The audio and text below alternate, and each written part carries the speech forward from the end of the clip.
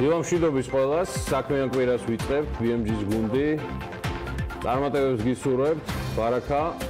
აბა დავიწყეთ და შევბერეთ. საპენსიო ფონდში მობილიზებული 60 მილიონი ლარიდან 30 მილიონი ეროვნულ ბანკში განთავსდა, რომელსაც 6.75% სარგებელი დაერიცხება. 9 მილიონი მოქალაქის საპენსიო შენატანის შემნახველი სააგენტო ჯერჯერობით ფაქტია, მხოლოდ შემნახველი 2019 წელს სარეკლამო მომსახურებაში მილიონ ლარამდე, უფრო ზუსტად კი 913.928 ლარის დახარჯვას გეგმავს.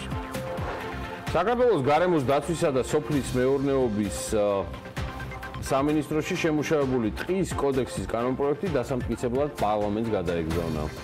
ბათუმში ეგრეთ წოდებული ოცნების ქალაქში კი საცხოვრებელი კომპლექსის მშენებლობისთვის ტენდერი გამოცხადდა. საქართველოს ეროვნული ბანკის მონაცემებით 2019 წლის იანვარში საქართველოს ბაზარზე სულ ჯამურად მიმოქცევაში 7 მილიონ 462.000 საკრედიტო და სადებეტო ბარათი იყო, რაც იმას ნიშნავს, რომ 2018 წლის მაჩვენებელთან შედარებით ბარათების რაოდენობა 1.363.000-ით არის შემცირებული. საქართველოს ბანკის ჯგუფი 25 ივნისს თბილისში ინვესტორთა დღეს გამართავს, ჯგუფმა ამის შესახებ ლონდონის საფონდო ბირჟაზე დაანონსა. თბილისის ტერიტორიაზე ბეტონმზიდი მანქანის გადაადგილებისას გზის სავალ ნაწილზე ბეტონის დაღვრა გამოიწვევს ფიზიკური პირის დაჯარიმებას 200 ლარის ოდენობით, ხოლო იურიდიული პირის 500 ლარის ოდენობით. და დედაქალაქის ადმინისტრაციულ საზღვრებში დგომა, გაჩერებისა და პარკირების წესების დაცვის მიზნით მკაცრდება ადმინისტრაციული პასუხისმგებლობა.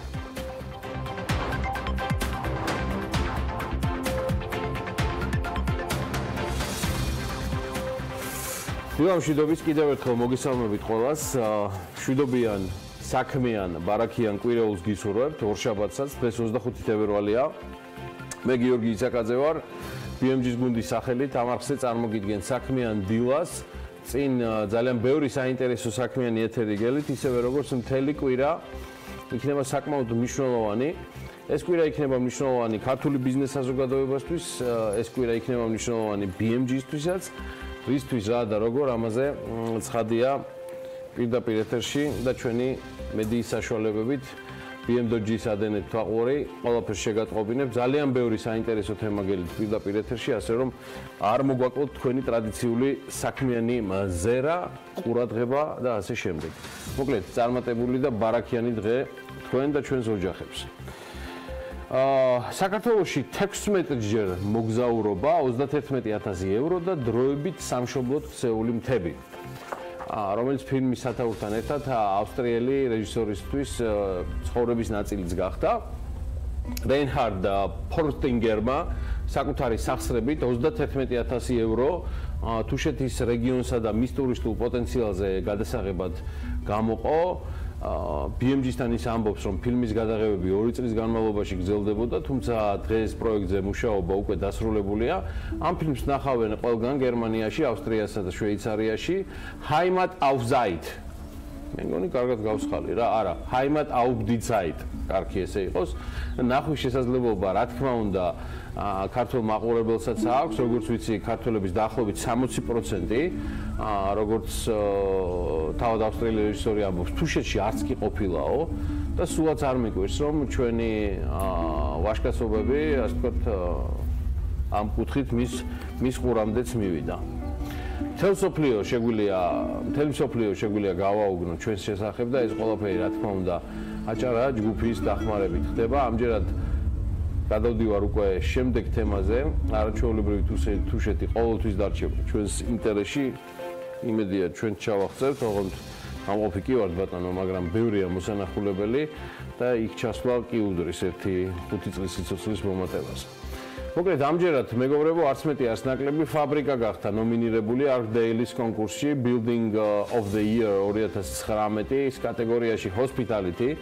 Archdale არქიტექტურული სფეროს ერთ-ერთი წამყვანი ვებ პლატფორმაა, სადაც შეგიძლიათ მთელი წლის განმავლობაში გაეცნოთ ინფორმაციას არქიტექტურაში მსოფლიო მასშტაბით მიმდინარე მოვლენების შესახებ. პირველ ეტაპზე 18 თებერვლიდან 4 მარტის ჩათვლით Archdale-ზე რეგისტრაციის შემდეგ მომხმარებელს შეუძლია სასურველი პროექტის ნომინირება. ეს ეტაპი 4 მარტს დასრულდება, ხოლო ფაბრიკას პროექტის ნომინირებისთვის უნდა ესტუმროთ მოცემულ ბმულს და შესაბამისად გაიაროთ ანალოგიური რეგისტრაციის პროცესი. ნომინირებული 4000 პროექტიდან მეორე ეტაპზე მხოლოდ 5 გადავა, რომელიც ყველაზე მეტ-ხმად დააგროვებს. აი 4 მარტიდან დაიწყება სწორედ ხმის მიცემის მეორე რაუნდი, რომლის დროსაც ფაბრიკის ერთგულ მომხმარებელს ექნება საშუალება ხმა მისცეს მეორე ეტაპზე გასული ნომინირებული პროექტებიდან ერთ-ერთს. მე იმედი მაქვს, რომ ეს ფაბრიკა იქნება. მომხმარებელს ასევე საშუალება ექნება თავისი ხმა მისცეს თითო პროექტ, თითო კატეგორიაში და მეორე ეტაპის ხმის მიცემა 5 დღეში. არა, მობატიეთ. ზუსტად ეს ყველაფერი დასრულდება დაახლოებით 1 კვირაში 11 მარტს. თითოეული კატეგორიის გამარჯვებულის ვინაობას Archdale 12 მარტს გამოაცხადებს. დიახ, ამჯერადაც შეგვიძლია დამსახურებული ხარდაჭერა გამოვხატოთ და სულ მალე მორიგი წარმატება მიულოცოთ ერთმანეთს. ამასაც ამოვქუქავთ მარტის დასაწყისში. შევსაწავალთ. ოკეი, მოკლედ ასე ჩამონათვალი მაქვს თქვენთვის, აბა არ ვიცი საერთოდ წაგიყვანთ. სომალი, ცენტრალური აფრიკის რესპუბლიკა, ბურუნდი, კონგოს დემოკრატიული რესპუბლიკა, მალავი, ნიგერი, მოზამბიკი, ლიბერია, სამხრეთ სუდანი და სიერა-ლეონე. მეგობრებო, ეს არის მსოფლიოს ყველაზე 10 ღარიბი ქვეყანა. რეიტინგს და ინფორმაციას მათ შესახებ არც მეტი არც ნაკლები Forbes-ი ავრცელებს. კარგია. ქვეყნების სიღარიბის ყველაზე გავრცელებული მაჩვენებელი არის ერთსულ მოსახლეზე, იმედია BMG-ის არსებობისას ეს მაინც ყველას გაუზიარეთ. ეს არის საუკეთესო მთვლელი და მძომველი კრიტერიუმი მოსახლეობაზე მსყიდველობით უნარი, ანუ PPP დოლარი გამოხატული წლიური საშუალო შემოსავალი ხარჯთან ერთად ცხადია. გაეროს მონაცემებით მსოფლიოს ყველაზე ღარიბი ქვეყანა სომალია, სადაც ერთ ადამიანს წლიურად საშუალოდ $400 შემოსავალი აქვს წლიურად. საერთაშორისო სავალუტო ფონდის სომალიზე მსყიდველობითი უნარის პარიტეტის მიხედვით დათვლილ შემოსავალს საერთოდ არ აქვეყნებს, რადგან დათვლისთვის შესაბამისი სტატისტიკის მიღება სომალისგან შეუძლებელია. სხვათა შორის საქართველოს 90-იან წლებში ესეთი 3-4 წელიწადი გაიარა. ფონდის მიერ აღრიცხული შემოსავლების მიხედვით ყველაზე ღარიბი ცენტრალური აფრიკის რესპუბლიკაა, სადაც ერთ ადამიანზე წლიური შემოსავალი $712. შემდეგ ბურუნდი მოდის 733 და აღსანიშნავია, რომ ყველაზე ღარიბი ქვეყნების ათეული მხოლოდ აფრიკის კონტინენტის ქვეყნებს მოიცავს, საიდანაც დაახლოებით 215 ჯამურად აი ამ ათეულში 215 მილიონი ადამიანი ცხოვრობს. ყველაზე მრავალმოსახლიანი ქვეყანა კონგოს დემოკრატიული რესპუბლიკა გახლავთ 99 მილიონი. ესეთი ამბავია და ეხლა უკვე დანარჩენზე მსურს ანალაპიაშვილთან ერთად უფრო გავშალო თემა, რომელიც Forbes-ისთვის სხვათა შორის ნინო კვინტრაზე მოამზადა. ეს თემა ჩემთვის სუპერ საინტერესოა, ნაწილობრივ თავისუფალი ქვეყანა. და მოდი ახლა გადავხედოთ რა დეტალები წელია Freedom House-ის ანგარიში საქართველოსთან დაკავშირებით. და დილამშვიდობის. გიორგი, მოგესალმებით ჩვენს მოყოლობას და კარგი ჩავხედოთ Freedom House-ის ანგარიშს. მსოფლიოს ქვეყნების დემოკრატიის მაჩვენებლის 2019 წლის კვლევის შედეგებს, რომელსაც სწორედ Freedom House-ი აქვეყნებს, ასეთ რაღაცას წავიკითხავთ, რომ საქართველო კვლავ ნაწილობრივი თავისუფალი ქვეყნების რიგებში რჩება. ქვეყანაში დემოკრატიის და თავისუფლების შეფასება კი შემდეგი კრიტერიუმების მიხედვით არის შედგენილი. ეს არის თავისუფლება, პოლიტიკური უფლებები და სამოქალაქო საზოგადოება. ანგარიშის მთავარი გზავნილი შემდეგია პროგრესი, რომელსაც საქართველო მიაღწია ბოლო წლებში სტაგნაციას განიცდის. ანგარიშივე ვკითხულობთ, ოლიგარქი აქტორები ქვეყნის პოლიტიკურ ცხოვრებაზე მნიშვნელოვან გავლენას ახდენენ, კანონის უზენაესობა კი კვლავ პოლიტიკური ზეგავლენის ქვეშ არის. 2018 წლის საპრეზიდენტო არჩევნების ანგარიში აღნიშნულია, რომ საქართველოში საარჩევნო პროცესმა უმეტესად მშვიდად ჩაიარა, თუმცა მმართველი პარტიის მხრიდან ხდებოდა დამოუკიდებელი კანდიდატის სალომე ზურაბიშვილის მიმართ ფინანსური დახმარება და დიდი ფინანსური რესურსით დახმარება. ასევე ადგილი ჰქონდა ხმების მოსყიდვის ფაქტებსაც, რომელიც პირდაპირ მართლ პარტიას უკავშირდებოდა. ამასთან არჩევნების მეორე ტურის ჩატარებამდე რამდენიმე კვირით ადრე ბიძინა ივანიშვილის საქველმოქმედო ფონდმა 600,000 მსესხებლისთვის სესხების ჩამოწერის პროგრამა წარადგინა, რაც ყოველი მეექვსე მიმცემი პირის ხმის ტოლფასია. ცალკე ქვეთავი ამავე ანგარიში პოლიტიკური გარემო და მისი შეფასება. ანგარიში წავიკითხავთ, რომ ქვეყანაში კვლავ ადგილი აქვს არაფორმალურ მმართველობას ქვეყნის ყველაზე მდიდარი პირის ყოფილი პრემიერის ბიძინა ივანიშვილის მხრიდან. ამასთან Freedom House აღნიშნავს იმასაც, რომ როგორც მთავრობაში, ასევე პარტიაში წარმოდგენილები არიან პირები, რომლებიც მანამდე ივანიშვილის ყოფილი თანამშრომლები იყვნენ, რაც კიდევ უფრო მეტად უსვამს ხაზს მის ლიდერობას. ივანიშვილის დე-ფაქტო მმართველობას ხაზი გაესვა 2018 წლის ივნისშიც, როდესაც ყოფილმა პრემიერმა გიორგი კვირიკაშვილმა გადადგომის მიზეზს სწორედ პარტიის თავმჯდომარესთან შეუთანხმებლობა დაასახელა. ივანიშვილის მფლობელობაშია თანაინვესტირების ფონდი, რომელიც ქვეყანაში რამდენიმე პროექტს ახორციელებს. ამ პროექტების ნაწილზე პროტესტს გამოთქვამდა სამოქალაქო საზოგადოების ნაწილი, თუმცა ამ შემთხვევაშიც მთავრობის წარმომადგენლები ფონდის პროექტებს ერთპიროვნულად უჭერდნენ მხარს, აღნიშნავს Freedom House-ი ანგარიში, რომელიც ბოლოს გამოქვეყნდა. მედია გარემოსთან დაკავშირებულ ანგარიში საუბარია ტელეკომპანია რუსთავი 2-ის გარშემო მიმდინარე მოვლენებზე და ასევე აღნიშნულია, რომ ქართული სასამართლოს გადაწყვეტილების მიმართ, რომელიც არხის მფლობელობას ეხებოდა, შეშფოთებას გამოთქვამდნენ ადგილობრივი არასამთავრობო ორგანიზაციებით, რაც შეეხება საზოგადოებრივ მაუწყებელს. ანგარიში ვკითხულობთ, რომ ბოლო წლებში არხზე საკმაოდ ბევრი ადამიანი გადავიდა სამუშაოდ, რომლებსაც მანამდე კავშირი ჰქონდათ ივანიშვილთან და მის კომპანიებთან. ამასთან აუდიტის სამსახურის დასკვნაში მოხვდა ფაქტები, როდესაც საზმაუს მხრიდან თანხების არამიზნობრივი ხარჯვა ხდებოდა. არასამთავრობო სექტორი კი მიანიშნებდა, რომ ეს არხი უფრო მეტად სახელისუფლებო გახდა. შეეხო რა თქმა უნდა Freedom House-ის სასამართლო რეფორმასაც, რომელიც საქართველოში კვლავ აქტუალური თემაა და აღნიშნულია, რომ ხდება აღმასრულებელი ხელისუფლების წარმომადგენლების ჩარევა გადაწყვეტილებების მიღებაში. სასამართლოს ახასიათებს კორუფცია, გამჭვირვალობისა და პროფესიონალიზმის ნაკლებობა. ვკითხულობთ საერთაშორისო ორგანიზაციის მიერ გამოქვეყნებულ დასკვნაში და აქვე მითითებულია, რომ ქვეყანაში კვლავ პრობლემას წარმოადგენს საკუთრების დაცვის საკითხები. მიუხედავად იმისა, რომ ქვეყანამ პროგრესს მიაღწია კორუფციასთან ბრძოლის კუთხით, ელიტური კორუფცია კვლავ პრობლემად რჩება. ხელისუფლებაში ხშირია ნეპოტიზმის ფაქტებიც. ჩვენ გვაქვს ჩვენი მოსაზრება, BMG-ის მოსაზრება Freedom House-ის ამ ანალიტიკასთან დაკავშირებით. ბევრი მიმართულებით ის არ ემთხვევა ჩვენ შეფასებებს, თუმცა ამ ორგანიზაციას ყოფნის საკმარისზე მეტად ავტორიტეტი, რომ მისმა კვლევამ და განახლებულმა, ასე ვთქვათ, ინფორმაციებმა და მიმართებებმა ჩვენს ეთერში ტირაჟირება ჰპოვოს. საერთაშორისო უკეთესი ამბებიც გვაქვს, ანუ კარგი ამბებიც. საერთაშორისო სარეიტინგო სააგენტო Fitch-მა საქართველოს სუვერენული საკრედიტო რეიტინგი BB-მდე გაზარდა, რაც აქამდე არსებულ რეიტინგზე BB-1 საფეხურით მაღალია. ამასთანავე ეკონომიკის განვითარების მოლოდინი ახალი რეიტინგით არის სტაბილური. Fitch-ის შეფასებით რეიტინგის გაუმჯობესება განპირობებულია 2018 წლის განმავლობაში სტაბილური მაკროეკონომიკური გარემოს შენარჩუნებით და საგარეო შოკებისადმი მდგრადობის ზრდით.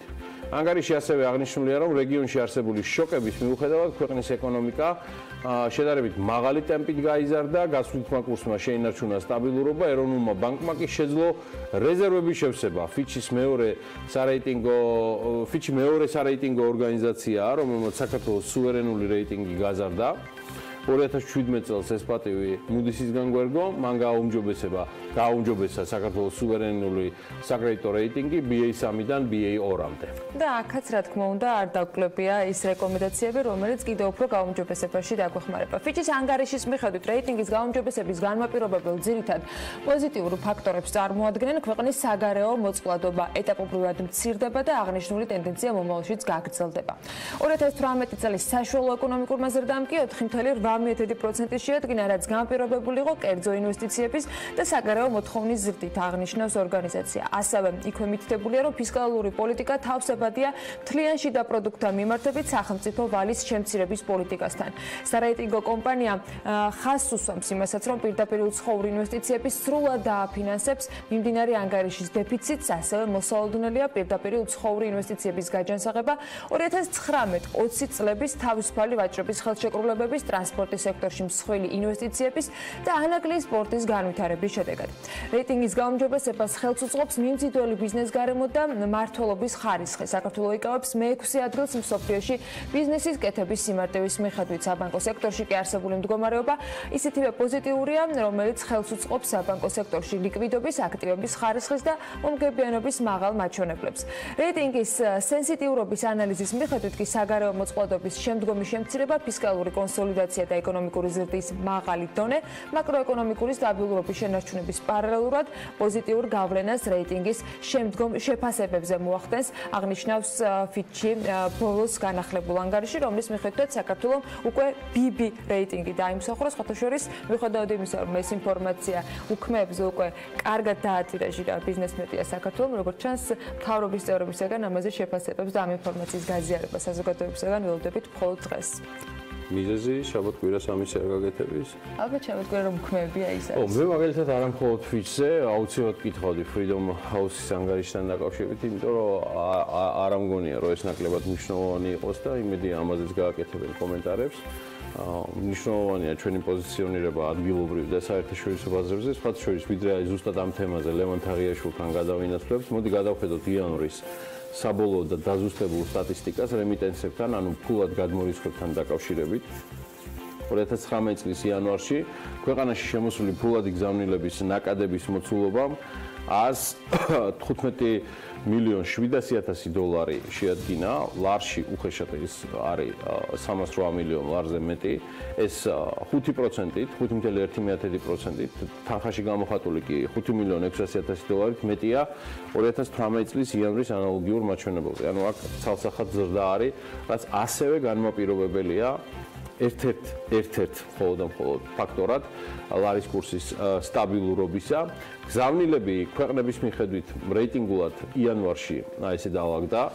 რუსეთი 27 მილიონი, იტალია 17.540.000, საბერძნეთი 13.370.000, ისრაელი 12 მილიონი, შეერთებული შტატებიდან 12.310.000, თურქეთი 6.085.000, მე ესეც გამიკვირდა თურქეთიდან, ესპანეთი 3.180.000, გერმანია 3 მილიონი, უკრაინა თითქმის 2 მილიონი დოლარი, ცოტა დააკლდა 100.000, პოლონეთი 1.074.000.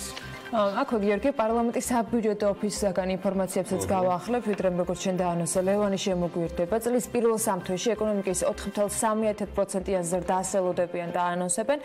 2018 წლის ამავე პერიოდთან შედარებით კი საპროგნოზო მაჩვენებელი შემცირებულია, შარშან მაგალითად, პირველ კვარტალში მთლიანი შიდა პროდუქტის ზრდა იყო 5.2%. მიმდინარე წლის პირველ კვარტალში მთლიანი შიდა პროდუქტის მოსალოდნელ ზრდაში დადებითი წვლილი შეაქვს როგორც აბსორბციის ასევე წმინდა ექსპორტის კომპონენტებს მიიჩნევენ ექსპერტები და უნდა აღვნიშნოთ ისიც, რომ 2018 წელს წინასწარი შეფასებით ქვეყნის ეკონომიკა 4.8%-ით არის გაზრდილი.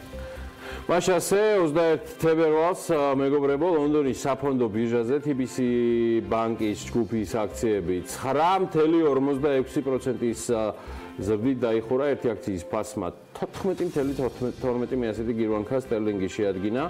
რეკორდული ზრდის შედეგად საბაზრო კაპიტალიზაცია TBC ბანკს 66 მილიონი გირვანქა სტერლინგით გაეზარდა და 765 მილიონი გირვანქა შეადგინა. TBC ლონდონის საფონდო ბირჟაზე აქციების პირველადი შეთავაზება 2016 წლის 10 აგვისტოს გააკეთა, ეს არის TBC-ის IPO-ს დაბადების დღე.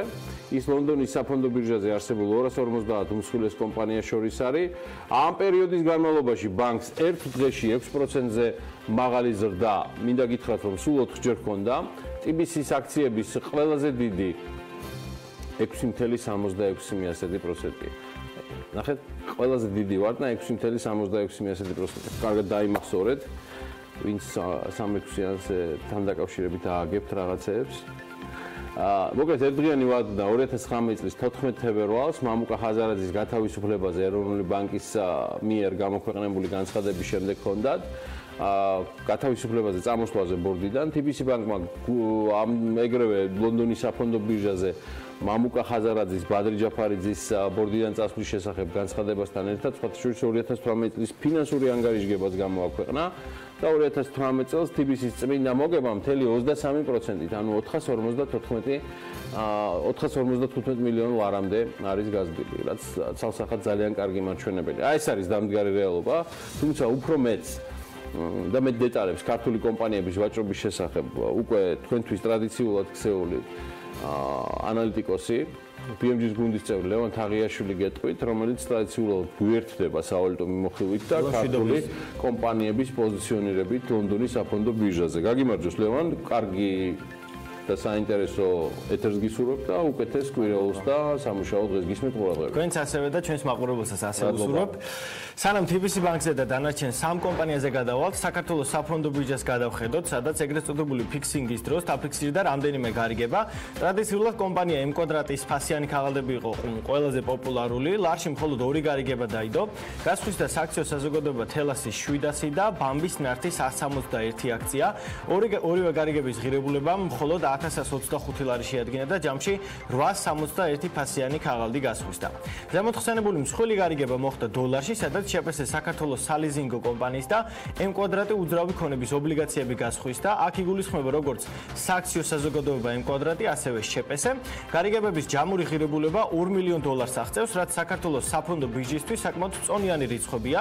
თითოეულ მათგანზე ობლიგაციის საშუალო ფასი $1095 იყო, რაოდენობა კი 1927 ერთეულს შეადგენდა.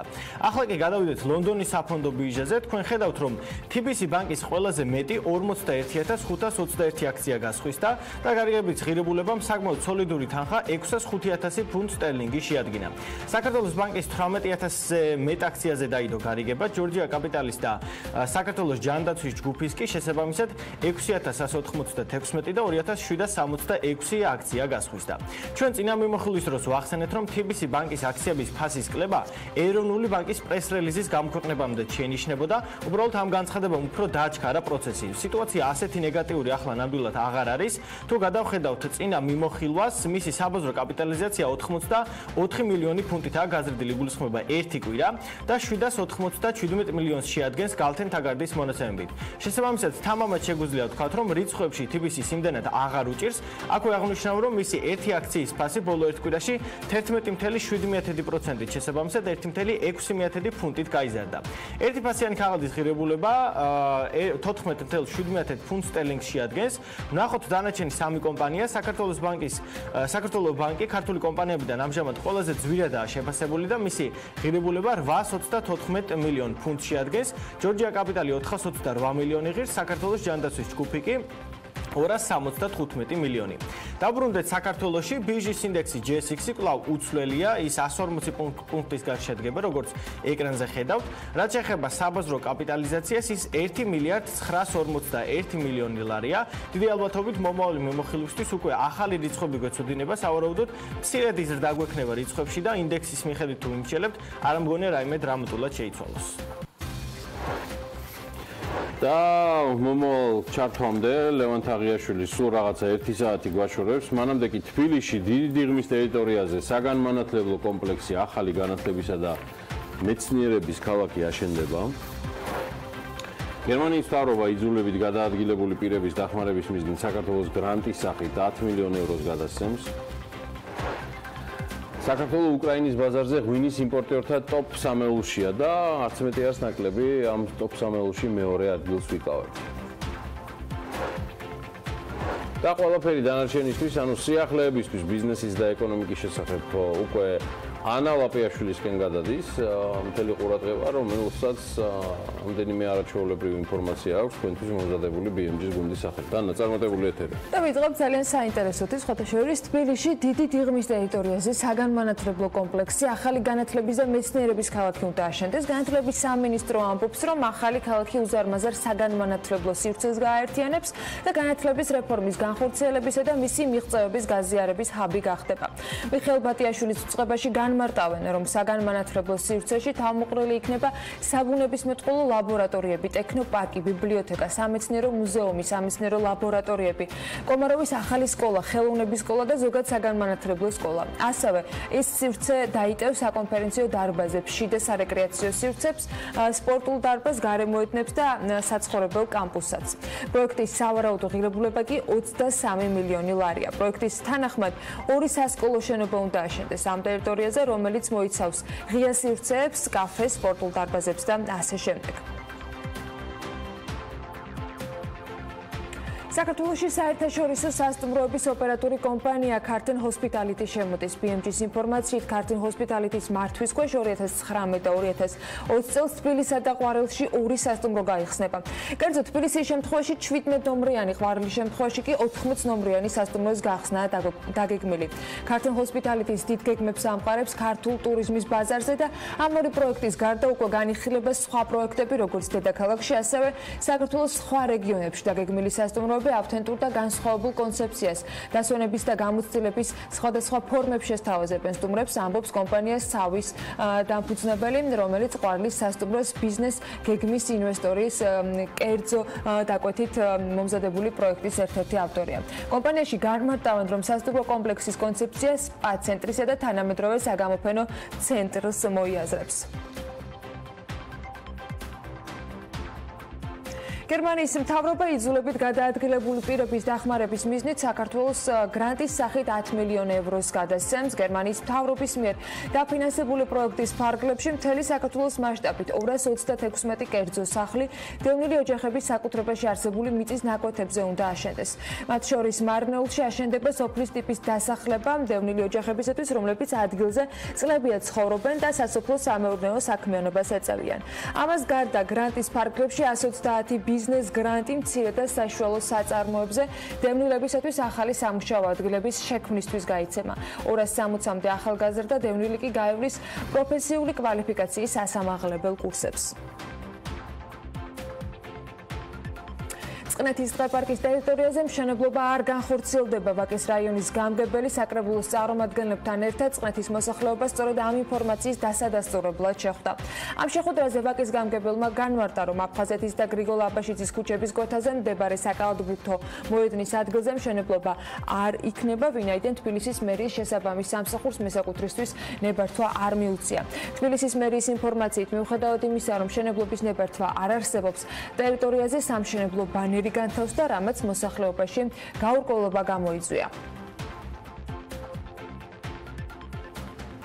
დედაქალაქის ადმინისტრაციულ საზღვრებში დგომა გაჩერების და პარკირების წესების დაცვისთვის ადმინისტრაციული პასუხისმგებლობა მკაცრდება. პარლამენტს ბიუროს უახლოეს სხდომაზე ადმინისტრაციულ სამართალდარღვევათა კოდექსში ცვლილებები წარედგინება, რომლის მიხედვითაც სამართალდარღვევად განისაზღვრება და დგება ჯარიმები შემდეგი შემთხვევებისათვის. ნებართვის მქონე ტაქსის პარკირებისათვის განკუთვნილ ადგილზე არაუფლებამოსილი პირის მიერ სატრანსპორტო საშუალების პარკირება დაჯარიმდება 50 ლარით. სამარშრუტო სატრანსპორტო საშუალებისათვის განკუთვნილი მოძრაობის სპეციალურ ზოლში, ანუ იგივე ბასლაინში მოძრაობა სამარშრუტო სატრანსპორტო საშუალების გარდა სხვა სახის ნებისმიერი ტრანსპორტისათვის დგომა გაჩერების შემთხვევაში 100 ლარიან ჯარიმას გამოიწვევს. წინასწარი ინფორმაციით, სატრანსპორტო საშუალების გზაზე გაჩერება ან დგომა სატრანსპორტო საშუალების რეგისტრაციის ნომრის, შიდა ტრანზიტის, ტრანზიტული ნომრის ან ტესტ ნომრის გარეშე ასევე 100 ლარიან ჯარიმას გულისხმობს. ელექტროძრავიანი მექანიკური სატრანსპორტო საშუალების პარკირებისათვის განკუთვნილ ადგილზე არაუფლებამოსილი პირის მიერ სატრანსპორტო საშუალების პარკირება ასევე 50 ლარით დაჯარიმებას გამოიწვევს. თბილისის მერიას საფეხმავლო ხიდების დემონტაჟი დაახლოებით 384,000 ლარი დაუჯდება. სამუშაოების შესყიდვაზე დედაქალაქის მთავრობამ ტენდერი გამოაცხადა. წინადადებების წარდგენის ვადა 14 მარტს იწურება. დედაქალაქის მერია თბილისში არსებული 19 საფეხმავლო ხიდის დემონტაჟს აანონსებს, მათ ნაცვლად კი ქვეითა ერთდონიანი გადასასვლელები მოეწყობა. სამუშაოები მთელი წლის განმავლობაში ეტაპობრივად უნდა განხორციელდეს. სულ ამ დროისათვის თბილისში 38 საფეხმავლო ხიდია.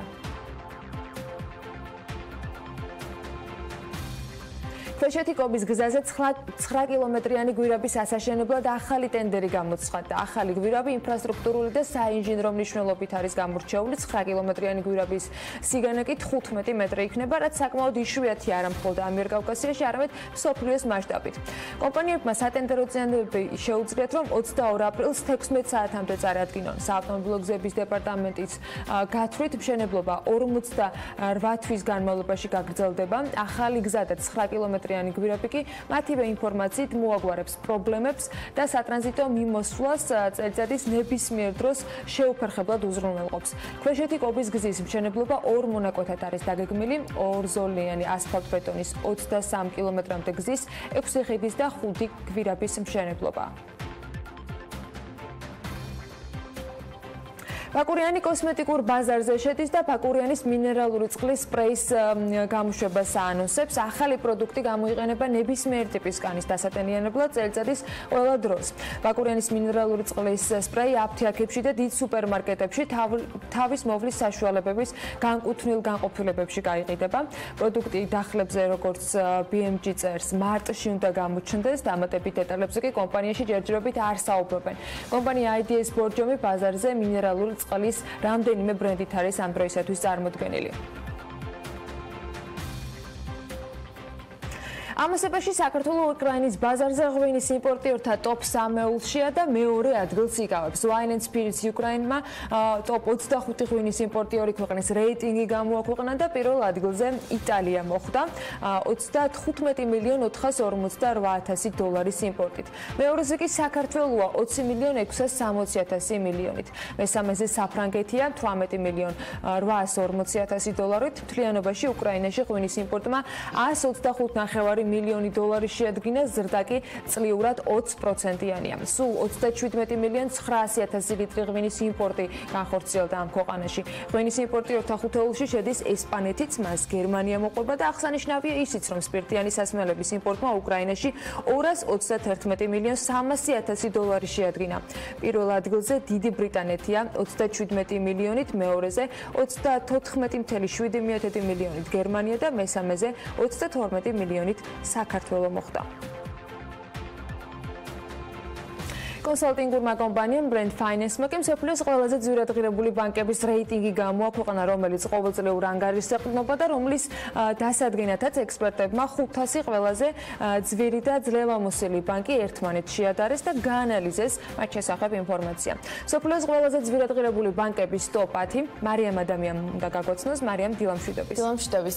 კვლევაში ასევე ისიც არის აღნიშნული, რომ ჩინური ბანკების საერთო ღირებულებამ და რაოდენობამ ამერიკულ ბანკებს 100 მილიონი ამერიკული დოლარი გადაუსწრო.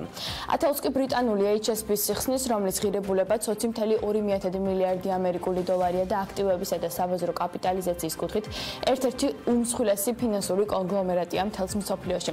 შტაბ-ბინა ბრენდს ლონდონში აქვს განთავსებული, თუმცა 67 ქვეყანაში, მათ შორის აზიაში, ევროპაში, აფრიკაში, სამხრეთ და ჩრდილოეთ ამერიკაში 3,900 ქსელს აერთიანებს, რომლებიც დაახლოებით 38 მილიონ კლიენტს ემსახურებიან. ძირითადი რეგიონები კი მაინც დიდი ბრიტანეთი და ჰონგ-კონგია. მე-9 ადგილს 22,5 მილიარდი დოლარის ღირებულებით China Merchants Bank იკავებს, რომელიც აქტივების სიდიდით ჩინეთის რიგით მე-6 ბანკია და ჯამში 600 ფილიალს აერთიანებს. მერვე ადგილი კი JP Morgan Chase-ზე 36,3 მილიარდი ამერიკული დოლარის ღირებულების საფინანსო ინსტიტუტი Bank of America-ს, Citigroup-სა და Wells Fargo-სთან ერთად ამერიკის შეერთებული შტატების ბანკების დიდი 4-ეულის წევრიც არის. მთავარი მიმართულებებად კი არჩეული აქვს კომერციული ბანკინგი, აქტივების მართვა, ფინანსური ტრანზაქციები, საინვესტიციო ბანკინგი და ფინანსური მომსახურება, როგორც კერძო პირებისთვის, ასევე მცირე ბიზნესის წარმომადგენლებისთვის. გარდა ამისა, ის ერთ-ერთი უმსხვილესი სადეპოზიტო ბანკია, რომელიც 23,5 ტრილიონ დოლარის დეპოზიტებს მართავს. უფრო მეტი დეტალი უმსხვილესი და უძვირესი ბანკების შესახებ ნახოთ ჩვენს სიუჟეტში.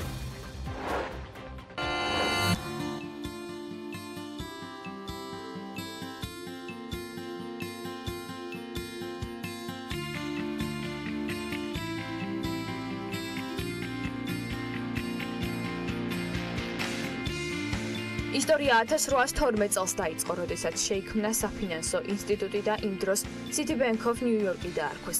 შემდეგ გარკვეული ტრანსფორმაცია განიცადა და First National City Bank of New York-ად გადაკეთდა. მას შემდეგ კიდევ ბევრი ცვლილება იყო. ბევრმა წელმა ჩაიარა და ამ დრომდე მოვიდა, თუმცა ისევ შეცვლილი სახელით. ეს Citibank-ია, 36.4 მილიარდ დოლარად შეფასებული ერთ-ერთი უმსხვილესი ბანკი, რომელიც 100-ზე მეტ ქვეყანაშია წარმოდგენილი და მას რეიტინგში მე-7 პოზიცია უკავია. მე-6 ადგილი კი 36.7 მილიარდი დოლარის ღირებულებით ისევ ამერიკულ კონგლომერატს Bank of America-ს ერგო. ბანკს, რომელიც ფინანსური მომსახურების ფართო სპექტრს თავაზობს, როგორც კერძო, ასევე იურიდიულ პირებს და წლები არაც ოპერირებს 50 შტატში, ასევე 35 ქვეყანაში 4700 ფილიალით, 213,000 თანამშრომლითა და 16,000 ბანკომატით არის წარმოდგენილი. ყველაზე ძვირადღირებული და გავლენიანი ბანკების ხუთეულს კი 40 მილიარდ დოლარად შეფასებული Wells Fargo ხსნის. კომპანია, რომელიც ფინანსურ და სადაზღვევო მომსახურებას თავაზობს ამერიკას, კანადას და პუერტო-რიკოს. ეს ის ბანკია, რომელიც ამერიკის შეერთებული შტატების ბანკებს შორის ეგრეთ წოდებულ დიდ ოთხეულში შედის და რომელიც 8600 ფილიალით, 13000 ბანკომატით, 40 მილიონი სასალო მომხმარებლითა და 4 მილიონი მცირე მეწარმით ერთ-ერთი ყველაზე ძლევამოსილი საფინანსო ინსტიტუტია მთელს მსოფლიოში. მე-4 ადგილას დასახელდა Bank of China. ჩინეთის ფინანსური ჯგუფის ძირითადი მიმართულება კომერციული ბანკინგია, რომელზეც ჯამში 90%-იანი საოპერაციო მოგება მოდის. თავად ბანკი 51 მილიარდ დოლარად არის შეფასებული და 53 ქვეყანაში 545 ფილიალს აერთიანებს. სამეულსაც ჩინეთის კიდევ ერთი უმსხვილესი ბანკი Agriculture Bank of China ხსნის 55 მილიარდი დოლარის ღირებულებით. ბანკს ჩინეთის ტერიტორიაზე 23,600 განყოფილება და 19,700 საოპერაციო ოფისი აქვს. თუმცა მის განკარგულებაშია ასევე 14 შვილობილი კომპანიას ქვეყნის ფარგლებს გარეთ. მეორე პოზიციაზეა 70 მილიარდი ამერიკული დოლარის ღირებულების China Construction Bank-ი. სოფლიოში ლიდერ ბანკად კი Industrial and Commercial Bank of China დასახელდა, რომელიც 79.8 მილიარდი დოლარად არის შეფასებული. ბანკის საკონტროლო პაკეტი ჩინეთის მთავრობის ხელშია. მთლიანობაში კი მას 500 აქციონერი, 17,460 ფილიალი და 453,048 თანამშრომელი ჰყავს. ამიტომაც ის რეიტინგში ნომერ 1-ია.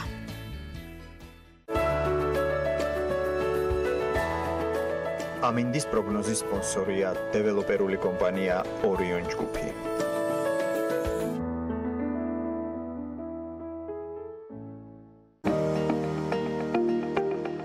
ამინდის პროგნოზის სპონსორია სადაზღვევო კომპანია უნისონი. თავისუფალი დაზღვევა თქვენი სიმშვიდისათვის. საკმაოდ თბილი უქმეების შემდეგ ეს კვირა ვნახოთ როგორი იქნება ამ თებერვლის მიწურულს. ამინდის მხრივ გარემოს ეროვნული სააგენტო დღევანდელ დღესთან დაკავშირებით გვატყობინებს, რომ ამინდი საქართველოში განპირობებული იქნება შავი ზღვის ჩრდილო-დასავლეთიდან შემომავალი ცივი და ნოტიო ჰაერის მასებით. მოსალოდნელია დრო გამოშვებით ღრუბლიანობის მომატება. დასავლეთ საქართველოს უმეტეს და აღმოსავლეთ საქართველოს ზოგიერთ რაიონში იქნება ნალექი, მთაში მოთოვს კიდეც. იქროლებს დასავლეთის მიმართულების ქარი, ზოგან დრო გამოშვებით ძლიერადაც. სოღუმში იწვიმებს და 9 გრადუსი იქნება. ბათუმში 12 გრადუს მიაღწევს ტემპერატურა და აქაც წვიმაა მოსალოდნელი. ქობულეთშიც წვიმიანი დღე იქნება და 11 გრადუსი. ქუთაისშიც იწვიმებს და 12 გრადუსი დაფიქსირდება. ზუგდიდში წვიმის ფონზე მაქსიმუმ 11 გრადუს მიაღწევს ტემპერატურა. ანაკლიაში 10 გრადუსია ნავარაუდევი და აქაც იწვიმებს. ოზურგეთშიც წვიმიანი დღე გველოდება და 11 გრადუსი დაფიქსირდება. ონში დღეს თოვლჭყაპია მოსალოდნელი და 4 გრადუსამდე გათბება მხოლოდ ჰაერი.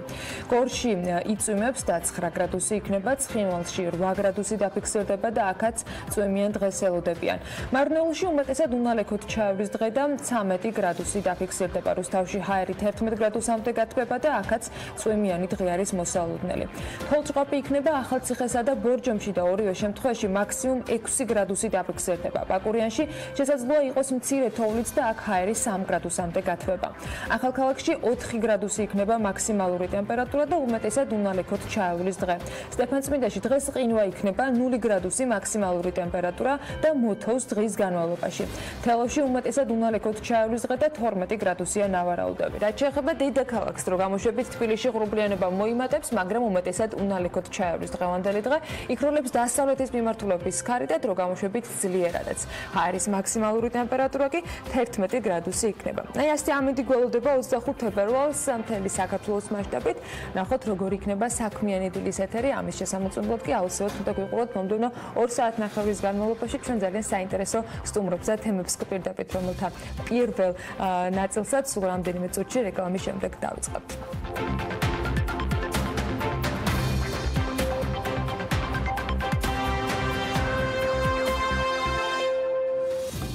საქართველოს წელს უკვე მეოთხედ ევერესტის ორგანიზებით მათემატიკის ფესტივალის მასპინძელია. ფესტივალი თითქმის უცვლელი წესებით მთელი მსოფლიოს მასშტაბით 1997 წლიდან იმართება და აღიარებულ მათემატიკურ დღესასწაულს პის დღეს ემთხვევა. მათემატიკის ფესტივალი ტარდება პის რიცხვის კონკურსით. ყოველ წელს მოსწავლეები სულ უფრო მეტ რიცხვს იმახსოვრებენ. აი მაგალითად 2017 წელს გამარჯვებულმა 5-ზე მეტი ციფრი დაიმახსოვრა. ფესტივალის ორგანიზატორები წლევანდელ შეჯიბრში სიახლეებსაც გვიანონსებენ. მოკლედ ყველა დეტალზე ჩვენი სტუმრები უფრო მეც ზუსტად გვეტყვიან. დაჩინ ანობაშვილს ოლიმპიადა ევერესტის და ფესტივალის დამფუძნებელს და ირმა ჭარაქაშვილს ოლიმპიადა ევერესტის და მათემატიკის ფესტივალის საზოგადოებასთან ურთიერთობის სამსახურის ხელმძღვანელს მასპინძლობთ საქმიანი დილის სტუდიაში. მოგესალმებით. მადლობა რომ ხართ ჩვენთან ერთად. მე მინდა ერთი სტატისტიკა გაგიზიაროთ. მოკლედ ეგ გონი შარშენ წინ დავთვალეთ BMG-ის გუნდმა და წლის განმავლობაში აი აქ თქვენს გავსად გამოგდის 2060 სტუმრის მასპინძლობა. ეს პერიოდულად რას იწვევს, იცი? აი დაახლოებით 2-3 დღეა შენ რაც გჭირს. ვერ იმახსოვრებ ადამიანებს ოღონდ. მე ადამიანებს და ამ საოცარმა ბავშვებმა მთავარი მოახერხეს, რომ ამას ყველაფერს იმახსოვრებენ და ეს უნარები ვითარდება. ეს ერთ-ერთი კონკურსი არის, რომელიც უბრალოდ ეს ჩავრთეთ ამ ფესტივალში, იმიტომ რომ ფესტივალს კიდე სხვა დატვირთვა აქვს.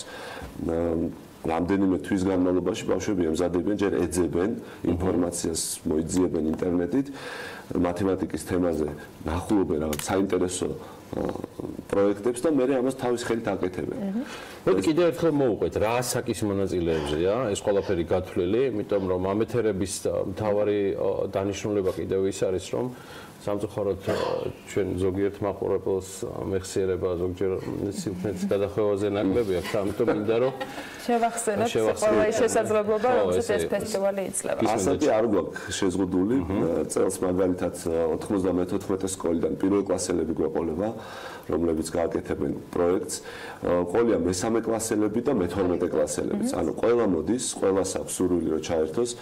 და მინდა გითხრათ რომ ძალიან მრავალფეროვანი მოდის პროექტებში. ეს ალბათ იმიტომაც რომ შეზღუდვა არ არის და ასაკშიც არ არის შეზღუდვა არც პროექტებში. რამდენი ხნით ადრე ათანხმებენ თემატიკას და ახლობთ რა პერიოდის სამუშაოზეა საუბარი და ესეც ფესტივალის მიმდინარეობაა თუ წინასწარ ხდება ამ ყველაფერზე კომუნიკაცია? დაახლოებით 10 დღით ადრე ჩვენ უკვე ვიცით ხოლმე ვის რა პროექტი აქვს, იმიტომ რომ უნდა გაიწეროს. ვის ჭირდება მაგი და ვის ჭირდება დენის წყარო, ვის ჭირდება პროექტორი, ვის ჭირდება სცენა და ასე შემდეგ. ანუ დაახლოებით 10 დღით ადრე ჩვენ ვიცით ეს, მაგრამ თვითონ სკოლები გაცილებით ადრე იწყებენ. რამდენიმე სკოლა ვიცი, სადაც ჯგუფები აკეთებენ პროექტებს, შემდეგ ხდება შიდა კონკურსი, ანუ შეჯიბრი და ვისი პრეზენტატორის შერჩევა ხდება. ანუ არა, პროექტების განცალკევება ხდება. ვისი პროექტიც იქნება უკეთესი, ის წარადგენს სკოლას იმ წელს მათემატიკის ფესტივალს. ანუ ბევრად ადრე იწყება სამზადისი, ვიდრე თავის ფესტივალს. ვინც წელს შაშარ მიიღო მონაწილეობა, უკვე მე მთელი წლის განმავლობაში ემზადება, რომ უკეთესი პროექტი წარმოადგინოს, მუშაობ მთელი წლის განმავლობაში. ირმა, სანამ დაჩს დაუბრუნდებით, 2019 წლის ამ კონკურსზე რა სიახლეების გამოყოფა შეგიძლიათ? თქვენ როგორც გვაქვს ძალიან კარგი სიახლე, ჩვენ ასე ვთქვათ, გავფართოვდით, გავიზარდეთ. თუ აქამდე 3 წლის განმავლობაში ვატარებთ მხოლოდ თბილისში, ახლა უკვე ვატარებთ ქუთაისშიც. წელს პირველად ჩატარდება ქუთაისში ფესტივალი. ძალიან ბევრი დიდი იყო ხოლმე მოთხოვნა და სურვილი რომ მიიღოთ სკოლის მონაწილეობა დასავლეთ საქართველოსთან, მყავდა ამბროლაურიდანაც, ქედადან მყავდა სკოლები. მათთვის ზოგიერთი სკოლისთვის მაინც დაბრკოლება არის ერთ დღის სკოლისთვის თბილისში ამ ხოლმე ტერიტორიაზე ჩამოსვლა კი უკანა დაბრუნდნენ. ხო, ანუ რაღაც ვცდილობთ მეტი კომფორტი შევუქმნათ და ქუთაისში ვეპატიჟებით წერს უკვე, ქუთაისში ვომასპინძლებთ. და ნაწილი ქუთაისში იქნება და თავარი მაინც იქნება თბილისში. დაჩი, სტანდარტი რომელიც ჩამოაყალიბა თქვენს მიერ დაფუძნებულმა კონკურსმა. შეიძლება ითქვას თუ არა რომ ის არის საერთაშორისო სტანდარტის ანალოგი და თქვენ ამ აზანდას იჭერთ სრულად საქართველოში. ესე იგი პისთან დაკავშირებით ჩვენ ეს ნასაზე რომ ნახეთ ინფორმაცია რომ აი რას აკეთებთ თქვენ პის დღეს თქვათ თქვენს ქვეყანაში და გაგვიზიარეთ და რომ ნახულობ მე იქ ესე იგი ალჟირი იყო თუ არ ვცდები ვისაც აი ესეთი მასშტაბური ქონდა შარშა დანარჩენი მსგავსი მასშტაბის ყოველ შემთხვევაში იმ საიტზე სადაც ის დღესთან დაკავშირებით არის გაზიარება, არავის არ არის. მე სადღაც ხო არის რა, მე არა ესე კონკრეტულად შტატების მიხედვით, ან სკოლების მიხედვით თუ დაიწყო სემინარები და არ შეიძლება მე მგონი პისთან დაკავშირებით აი მე სხვა წყარო შეიძლება არსებობდეს რაღაცა ევროსტატზე რომ ნახულობ ევროსტატი და მორჩა რა. და აქ არის ერთი ნიუანსი კიდე ეს რატომ მომხვდა თვალში ალჟირია თუ არ ვცდები თუ სწორად მახსოვს ინფორმაციასთან ერთად საშუალება გაქვს რომ ერთი ფოტო ატვირთო. და ეხლა ჩვენთვის ეს ერთი ფოტო ძალიან ცოტა იყო. იქ ეხლა რაც ხდება დანარჩენი რომ ნახოთ იქ ან ნამცხვარს გამოაცხობენ და პის ფორმას მისცემენ. ეს ერთი ფოტო რთულად იმიტომ რომ რთული ასარჩევია, ხო ალბათ. რთული ასარჩევია ამას ვამბობ. ჩვენ რომ ქართველებს ეხლა მეტი ბევრი ფოტო ჩავსვით ერთ კოლაჟში. დააბანერე ეგრე და ერთი ფოტო გავაგზავნე და ზუსტად იგივე გააკეთეს ალჟირში და ასეთი გრძელი ფოტოზის ბევრი პატარა ფოტოები. გარდა ლოკაციებისა, როგორც ვიცი, თემატურადაც იქნება დამატებული შეჯიბრის და კონკურსის განსხვავებული მიმართულებები. რას მოიცავს ეს სიახლეები და რას სთავაზობთ ამ შემთხვევაში კონკურსანტებს? შეჯიბრები და კონკურსები ყოველთვის გვაქვს სხვადასხვა პატარ-პატარა სახალისო, ძირითადად მოხალისეობრივი არის ხოლმე ეს კონკურსები. გასულ წელს ქონა მაგალითად ტანგრამის ძალიან კარგი სახალისო კონკურსი, ბავშვები ძალიან გაერთნენ. კუბიკ რუბიკის ქონდა მოხალისეებისთვის. ჩვენი მოგონილი წესებით. ერთმანეთს უშლიდნენ ბავშვები კუბიკ რუბიკს. წელს უკვე შეგვიძლია ვისაუბროთ კუბიკ რუბიკის. გეგმავთ რომ ჩატარდეს საერთაშორისო სტანდარტებით. ამაში ძალიან გვეხმარება უკვე მეორე წელია თბილისის მუნიციპალიტეტის მერია და ძალიან დიდი მადლობა უნდა უთხრათ მათ. მათი ჩართულობა არის ძალიან მნიშვნელოვანი, როგორც ფინანსური, ასევე სხვა კუთხითაც გვეხმარებიან და წელს უკვე გეგმავთ რომ ჩატარდეს აი ეს სრული დაცვით, ოღონდ აქაც ორად გავყოფთ მოყვარულებს და პროფესიონალებს, ასე დავარქვით, იმიტომ რომ ჩვენ ნახეთ რომ ბავშვები კუბიკ რუბიკს აწყობენ სადღაც 8-9-10 წამში. შესაბამისად აქ ვისაც თქვა თქვენი არა იწუთ ნახევარში აწყობს და კარგი დრო არის აღმოჩნდა რომ არც ისე კარგი დრო არ არის იმ პროფესიონალებს. სულიად არაკონკურენტულები არიან. ამიტომ ორად გავყოფთ პროფესიონალებს და მოყვარულებს რომ ყველას კონდეს. სულ რამდენი მონაწილე არის სტატისტიკურად ამ წლების განმავლობაში? ან რამდენს აღწევს ხოლმე? თვითონ მონაწილეები არის 50 სკოლა, 50 მაგი დაეტევა მესამე პავილიონში, 50 სკოლა მოდის, თითო სკოლიდან 10-12 უშუალოდ ის ვინც მაგიდასთან დგას და წარადგენს პრეზენტაციას თავის პროექტს და ამას გარდა არიან უკვე დამთვალიერებლები. ესე ყველა მაგიდასთან მივდივარ რომ ნახო თითოეულის პროექტი და ძალიან ჭირს ხოლმე გავლა იმდენი ხალხია და ეს ხალხი მუდმივად იცვლება აი 4-5 საათის განმავლობაში. ძალიან ჭირს გამოვლენა იმის ვინ არის ლიდერი და ვინ შეიძლება იყოს გამარჯვებული, რის მიხედვით არჩევთ ამას და ვინ არჩევს. გამარჯვებულები ჩვენ ამ შემთხვევაში არ ყავს, ჩვენ სიგელს ყოველს გადავცემთ ის ოლიმპიადას რომელსაც ვატარებთ, ნუ იქ არის თავის წესები და იქ ბავშვები მათემატიკის ცოდნაში ეჯიბრებიან და ამ შემთხვევაში ჩვენ რადგან ეს არის თავისუფალი, რადგან არის უფასო და არანაირი კრიტერიუმები არ არსებობს წინასწარ, ამიტომ ჩვენ ასე გამორჩევას არ ვაკეთებთ. ერთ წელიწადს ვქონდა მხოლოდ Facebook გამოკითხვით და ხმებს აგროვებენ 24 საათში ერთხელ შეეძლო მხოლოდ ხმის მიცემა ადამიანს და აი იქ იყო ეს უბრალოდ ისიც რჩეული Facebook-ით. დანარჩენი გამორჩევა არ ხდება, იმიტომ რომ მართლა ძალიან რთული იქნება მათი ერთმანეთთან შედარება, იმიტომ რომ თემატიკაც სხვა არის, სპეციფიკაც სხვა არის და სხვადასხვა ტიპის ნამუშევრებია. ძალიან რთულია მათი გამორჩევა. ვიღაცას უფრო ესეთი სერიოზული ნამუშევარი და პროექტი.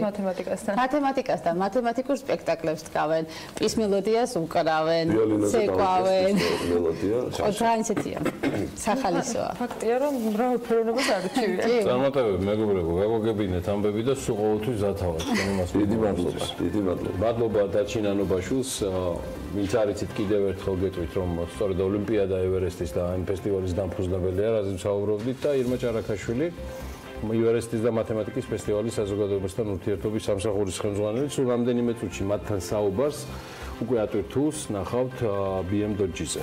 სკოლის ასაკს ცოტა გავსწრებით და ახლა შედარებით უფრო მაღალ საფეხურზე გადავინაცვლებთ. სულ რამდენიმე დღის წინ TBC ბანკის და ჯიპას საერთო პროექტის ბიზნეს ამქარის პრეზენტაცია შედგა და ჩვენც რა თქმა უნდა ვერ გამოვაკლდებოდით. ამ პროექტის ფარგლებში ჯიპას სტუდენტები ლექტორების მენტორობით სხვადასხვა მომსახურებას გაუწევენ TBC ბანკის პროექტ სტარტაპერის პროგრამის მონაწილე კომპანიებს. პრეზენტაციაზე კი ჯიპასა და TBC ბანკ შორის ურთიერთთანამშრომლობის მემორანდუმიც გაფორმდა, რაც იმას ნიშნავს, რომ მომავალშიც აქტიურად გაგრძელდება მათი ურთიერთობა. უფრო კონკრეტულად ბიზნეს ამქარის შესახებ ანუკა ჯოხაძის სიუჟეტიდან შევიტყობთ ამ შემთხვევაში ინფორმაციებს.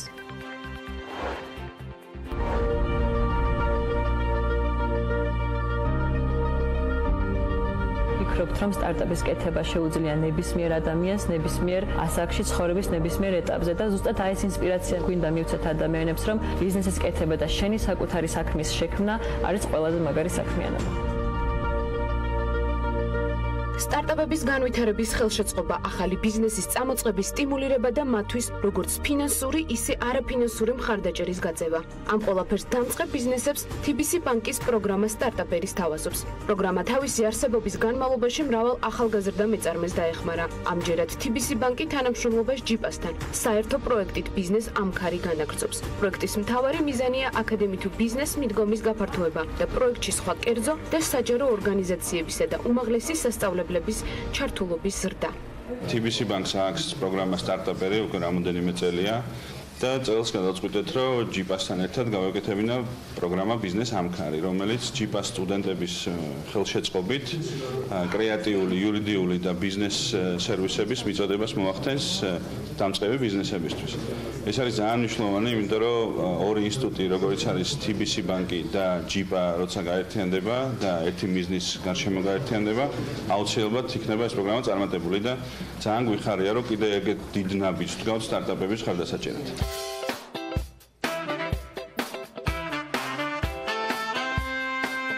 ბიზნეს ამქარის ფარგლებში ჯიპას სტუდენტები თავიანთი ლექტორების მენტორობით სხვადასხვა მომსახურებას და კონსულტაციებს გაუწევენ პროექტ სტარტაპერის ბენეფიციარებს.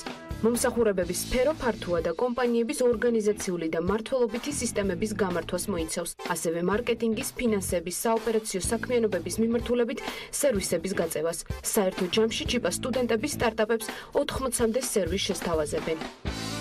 ეს არის ჯიპას და TBC-ის თანამშრომლობა სტარტაპების სერვისების ხელშეწყობის. ჯიპას სტუდენტები თავიანთ ლექტორებთან ერთად იქნებიან ჩართულები ამ სერვისების უზრუნველყოფაში და მე ვფიქრობ, ეს მასშტაბური და პირველი პროექტი საქართველოს ისტორიაში იქნება ძალიან კარგი მაგალითი როგორც ბიზნესისთვის, ასე აკადემიებისთვის, რომ გავაკეთოთ ასეთი ერთობლივი, სასიკეთო და ეფექტური საქმე. როგორც პროექტის ინიციატორები ამბობენ, ბიზნეს ამქარი თავისი მასშტაბებიდან გამომდინარე საქართველოში პირველი პროექტია, რომელმაც ბიზნესისა და საგანმანათლებლო სექტორების დაკავშირებას ხელი შეუწყო. პრეზენტაციის დასასრულს აღნიშნულ მხარეებს შორის ურთიერთთანამშრომლობის მემორანდუმიც გაფორმდა.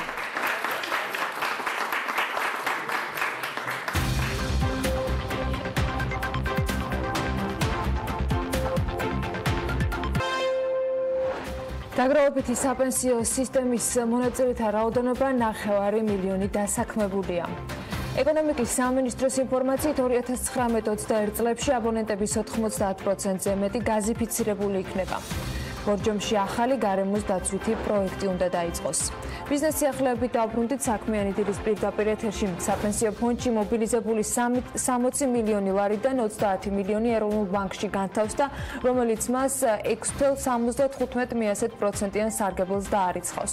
საქმე იმაშია, რომ ვინაიდან ამ დრომდე საინვესტიციო საბჭო დაკომპლექტებული არ არის, შესაბამისად არ არსებობს საინვესტიციო პოლიტიკის დოკუმენტი, რომლითაც საბჭომ ფონდში მობილიზებული თანხების ინვესტირებისას უნდა იხელმძღვანელოს. თავად საპენსიო სააგენტოს კი დანაზოგების ინვესტირებულის უფლება არ აქვს. სწორედ ამიტომ ეროვნული ბანკის ნებართვის საფუძველზე ლევან სურგულაძის უწყებამ ფონდში აკუმულირებული თანხის დაახლოებით 9, რომელიც ქართულ კომერციულ ბანკებში ნომინალური ფლობელობის ანგარიშზე იყო განთავსებული, ამავე ბანკების სარგებლიან ანგარიშზე გადაიტანა.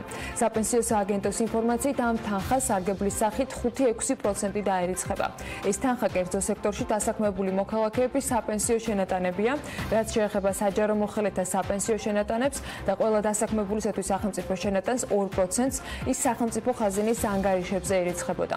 ამ თანხას ამ დრომდე საპროცენტო სარგებელი არ ერიცხება. თუმცა როგორც BMG-ის საპენსიო სააგენტო და აცნობეს, ისევე ეროვნული ბანკის ნებართვის საფუძველზე ამ თანხასაც სარგებელი დაერიცხება და ის ფინანსთა სამინისტროს ხაზინიდან ეროვნულ ბანკში გადავა. საპენსიო სააგენტო საინფორმაციო და სარეკლამო მომსახურებაში 2019 წელს 913.928 ლარის დახარჯვას აანონსებს. ONG-ის მიერ გამოქვეყნებულ მასალაში აღნიშნულია, რომ შესყიდვების სააგენტოსგან ის ამ მომსახურების ტენდერის გარეშე პირდაპირ შესყიდვის ნებართვას ელოდება. საპენსიო სააგენტოში აღნიშნავენ, რომ არ იყო მოსალოდნელი საინფორმაციო სარეკლამო საქმიანობის ინტენსიურად განხორციელების აუცილებლობა. ასეთი აუცილებლობა გამოწვეულია პირველ რიგში გარკვეული ჯგუფების მიერ ნეგატიური ინფორმაციის გავრცელებით და მეორე მხრივ დაგროვებითი პენსიის შესახებ კანონთან დაკავშირებით საკონსტიტუციო სასამართლოში შეტანილი კონსტიტუციური სარჩელით, აღნიშნავს თავად სააგენტო შესყიდვების სააგენტოსთვის მიწოდებულ ინფორმაციაში. დაგროვებით საპენსიო სისტემაში 500.000 დასაქმებული საპენსიო ანგარიშია გახსნილი. BMG-ის საპენსიო სააგენტოში განუცხადეს ამის შესახებ და მათი პროგნოზით წლის ბოლომდე ეს მაჩვენებელი სავარაუდოდ კიდევ 150.200-ით გაიზრდება. მათივე ინფორმაციით ამ დროისთვის სისტემაში 41.000-ზე მეტი კომპანიაა ჩართული. ეკონომიკის სამინისტროს ინფორმაციით 2019-21 წლებში აბონენტების 90%-ზე მეტი იქნება გაზიფიცირებული, უახლოეს 3 წლის განმავლობაში კი ამ სამუშაოებისათვის სახელმწიფო ბიუჯეტიდან 200 მილიონ ლარზე მეტს დახარჯავს. კონკრეტული რიცხვები ნათია თურნავამ პრემიერ-მინისტრის მრჩეველს რეგიონული განვითარების საკითხებში სოზარ სუბარს და ქვეყნის სამხარეო რწმუნებულებს წარუდგინა. ეკონომიკის და მდგრადი განვითარების მინისტრის მოადგილის განცხადებით გაზიფიცირების 3 წლიანი გეგმა სამინისტრომ მთავრობის დავალებით მოამზადა, რომელიც მინისტრთა კაბინეტს დასამტკიცებლად უახლოეს პერიოდში გაეგზავნება. მისი შეფასებით გაზიფიკაციის გეგმა ძალიან მასშტაბური და ამბიციურია და შედეგად ბევრ რეგიონში გაზიფიცირების მაჩვენებელი 100%-ს მიუახლოვდება.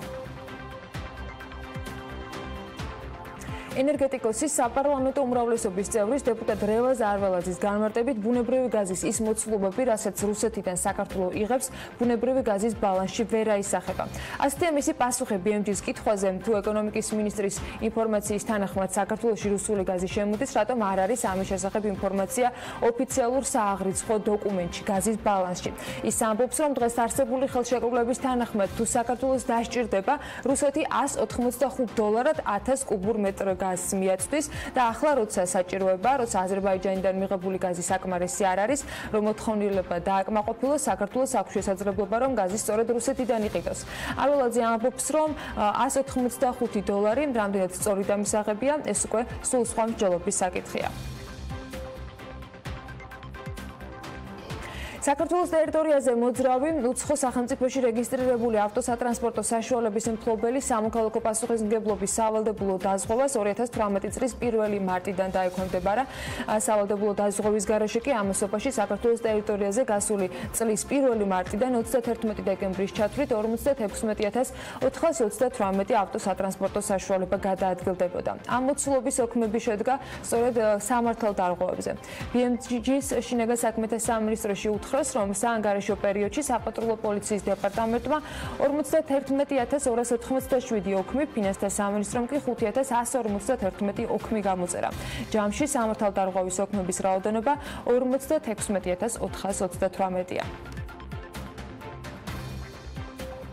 საბავშვო ხალიჩების მწარმოებელი ჩეხური კომპანია მელი ჯენიუსის წარმოება საქართველოში გადმოდის. ამასთან დაკავშირებით კომპანიამ BMG-ის დამფუძნებელმა, კუბიკის დამფუძნებელმა დავით კაციტაძემ განუცხადა, მისი განმარტებით საქართველოში ჩეხური კომპანიის პარტნიორები სწორედ ისინი გახდებიან. მოლაპარაკებები მათი ინფორმაციით თითქმის დასრულებულია. წლის ბოლომდე ბავშვის ფაზლი ხალიჩების წარმოება დაიწყება პარტნიორებთან ერთად, ამბობენ ისინი და განმარტავენ, რომ ჩეხები გეგმავენ საკუთარი წარმოების საქართველოში მთლიანად გადმოტანას, რადგან ჩეხეთში უფრო ძვირი უჯდებათ პროდუქციის დამზადება, ვიდრე საქართველოში. მათ უკვე ნაპოვნი აქვთ გასაღების ბაზარიც და კუბიკი გახდება პარტნიორი და ერთობლივად დაიწყება პროდუქციის წარმოება. მათი ვალდებულება კი იქნება ცოდნა და know-how. თავის მხრივ ქართული მხარე უზრუნველყოფს მის საქართველოში დამზადებას. ჩეხები ამ ნაწარმს ევროპის ბაზარზე გაყიდიან, ამბობს კუბიკის დამფუძნებელი და აღნიშნავს, რომ საქართველოდან ევროპაში ამ პროდუქციის მიწოდება შედარებით იაფი დაუჯდებათ. კომპანია კუბიკი წლის ბოლომდე ბაზარს კიდევ 58 ახალ სათამაშოს მიაწვდის. კომპანიის დამფუძნებელი დავით კაციტაძე ამბობს, რომ მოახლოეს თვენახევარში სამი სახეობის კონსტრუქტორი და ახალი ჯენგა იქნება გამოშვებული. მომავალი თვეების განმავლობაში კი სათამაშოების ასორტიმენტი ეტაპობრივად გაიზრდება. მისივე თქმით, გერმანელ მეგობრებთან ერთად შემუშავებულია გეგმა, სადაც გაწერილია ჯამში 58 ახალი სათამაშოს შექმნა, რომელიც წლის ბოლომდე ბაზარს უნდა მიაწოდონ. ტექნოპარკმა 5 წამყვანი უნივერსიტეტის სტუდენტების მონაწილეობით ბიზნეს кейსებში შეჯიბრი გამართა. საკონსულტაციო კომპანია TBS-ის ინიციატივითა და უმაღლესი სასწავლებლების თანაორგანიზებით განხორციელებული პროექტის ფარგლებში სტუდენტთა 5 გუნდს წინასწარ ჰქონდა ჰარვარდის უნივერსიტეტის ბიზნეს кейსი Walmart-ი Amazon-ის წინააღმდეგ გადაცემული და მათ 2 კვირა ჰქონდათ იმისათვის, რომ Walmart-ის წინაშე არსებული პრობლემები გადაეწყვიტათ და Amazon-ისათვის კონკურენციის გაწევის გეგმა შეედგინათ. ამ პრეზენტაციის გამარჯვებული იფსუ გახდა შავი ზღვის საერთაშორისო უნივერსიტეტი. ჯამში, როგორც გითხარით, 5 გუნდი იღებდა მონაწილეობას.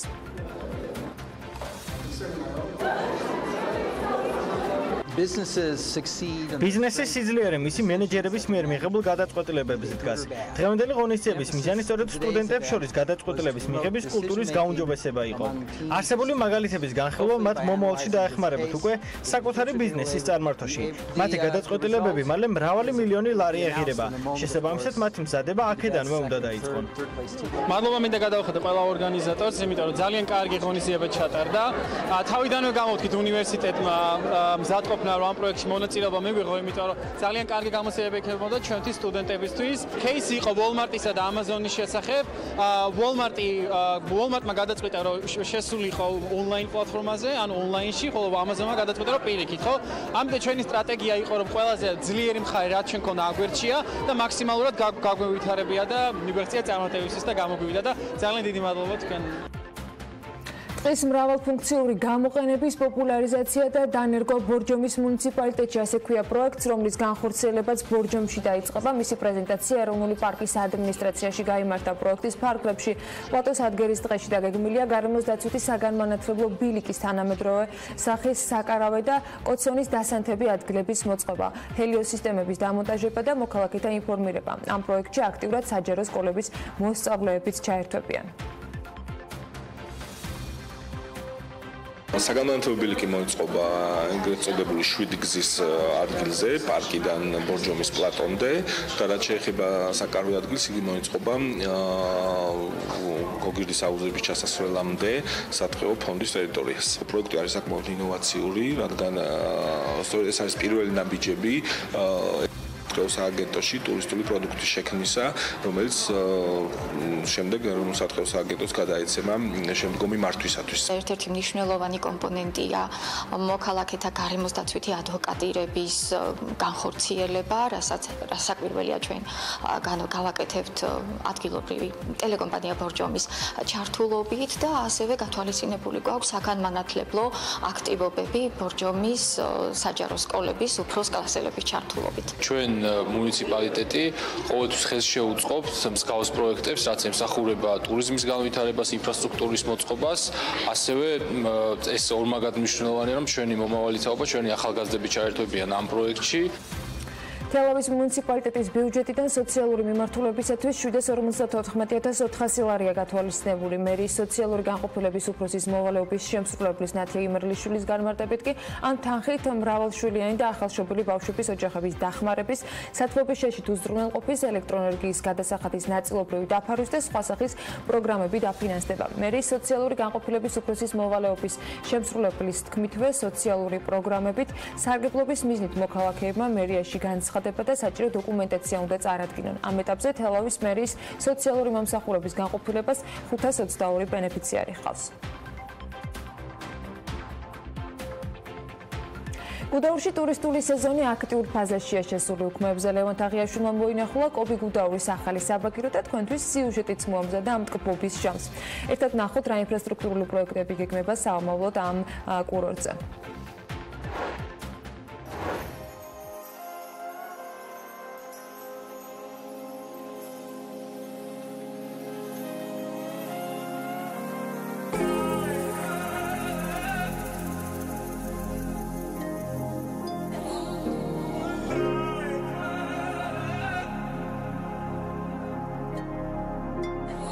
კობი გუდაურის 7.5 კილომეტრიანი საბაგირო გზა დაახლოებით 1 თვის წინ გაიხსნა და მისი ღირებულება 81 მილიონი ლარია. ტურისტები მას უკვე ინტენსიურად იყენებენ და მისი მეშვეობით გადაადგილება გაცილებით გამარტივებულია.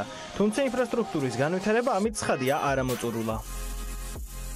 როგორც მაიაცკიტიშვილი აცხადებს, ტურიზმის ინფრასტრუქტურის განსავითარებლად წელს 183 მილიონია გამოყოფილი. სპეციალისტები ხშირად აღნიშნავენ, რომ ტურიზმის სექტორში ყველაზე მეტად განსავითარებელი ინფრასტრუქტურა და მომსახურების ხარისხია. გუდაურში სეზონი აქტიურ ფაზაშია შესული. ეს ტურისტების რაოდენობაზეც იგრძნობა. შეიძლება ერთი წამით მოგეჩვენოთ კიდევაც, რომ ქართველები უმცირესობაში იმყოფებიან.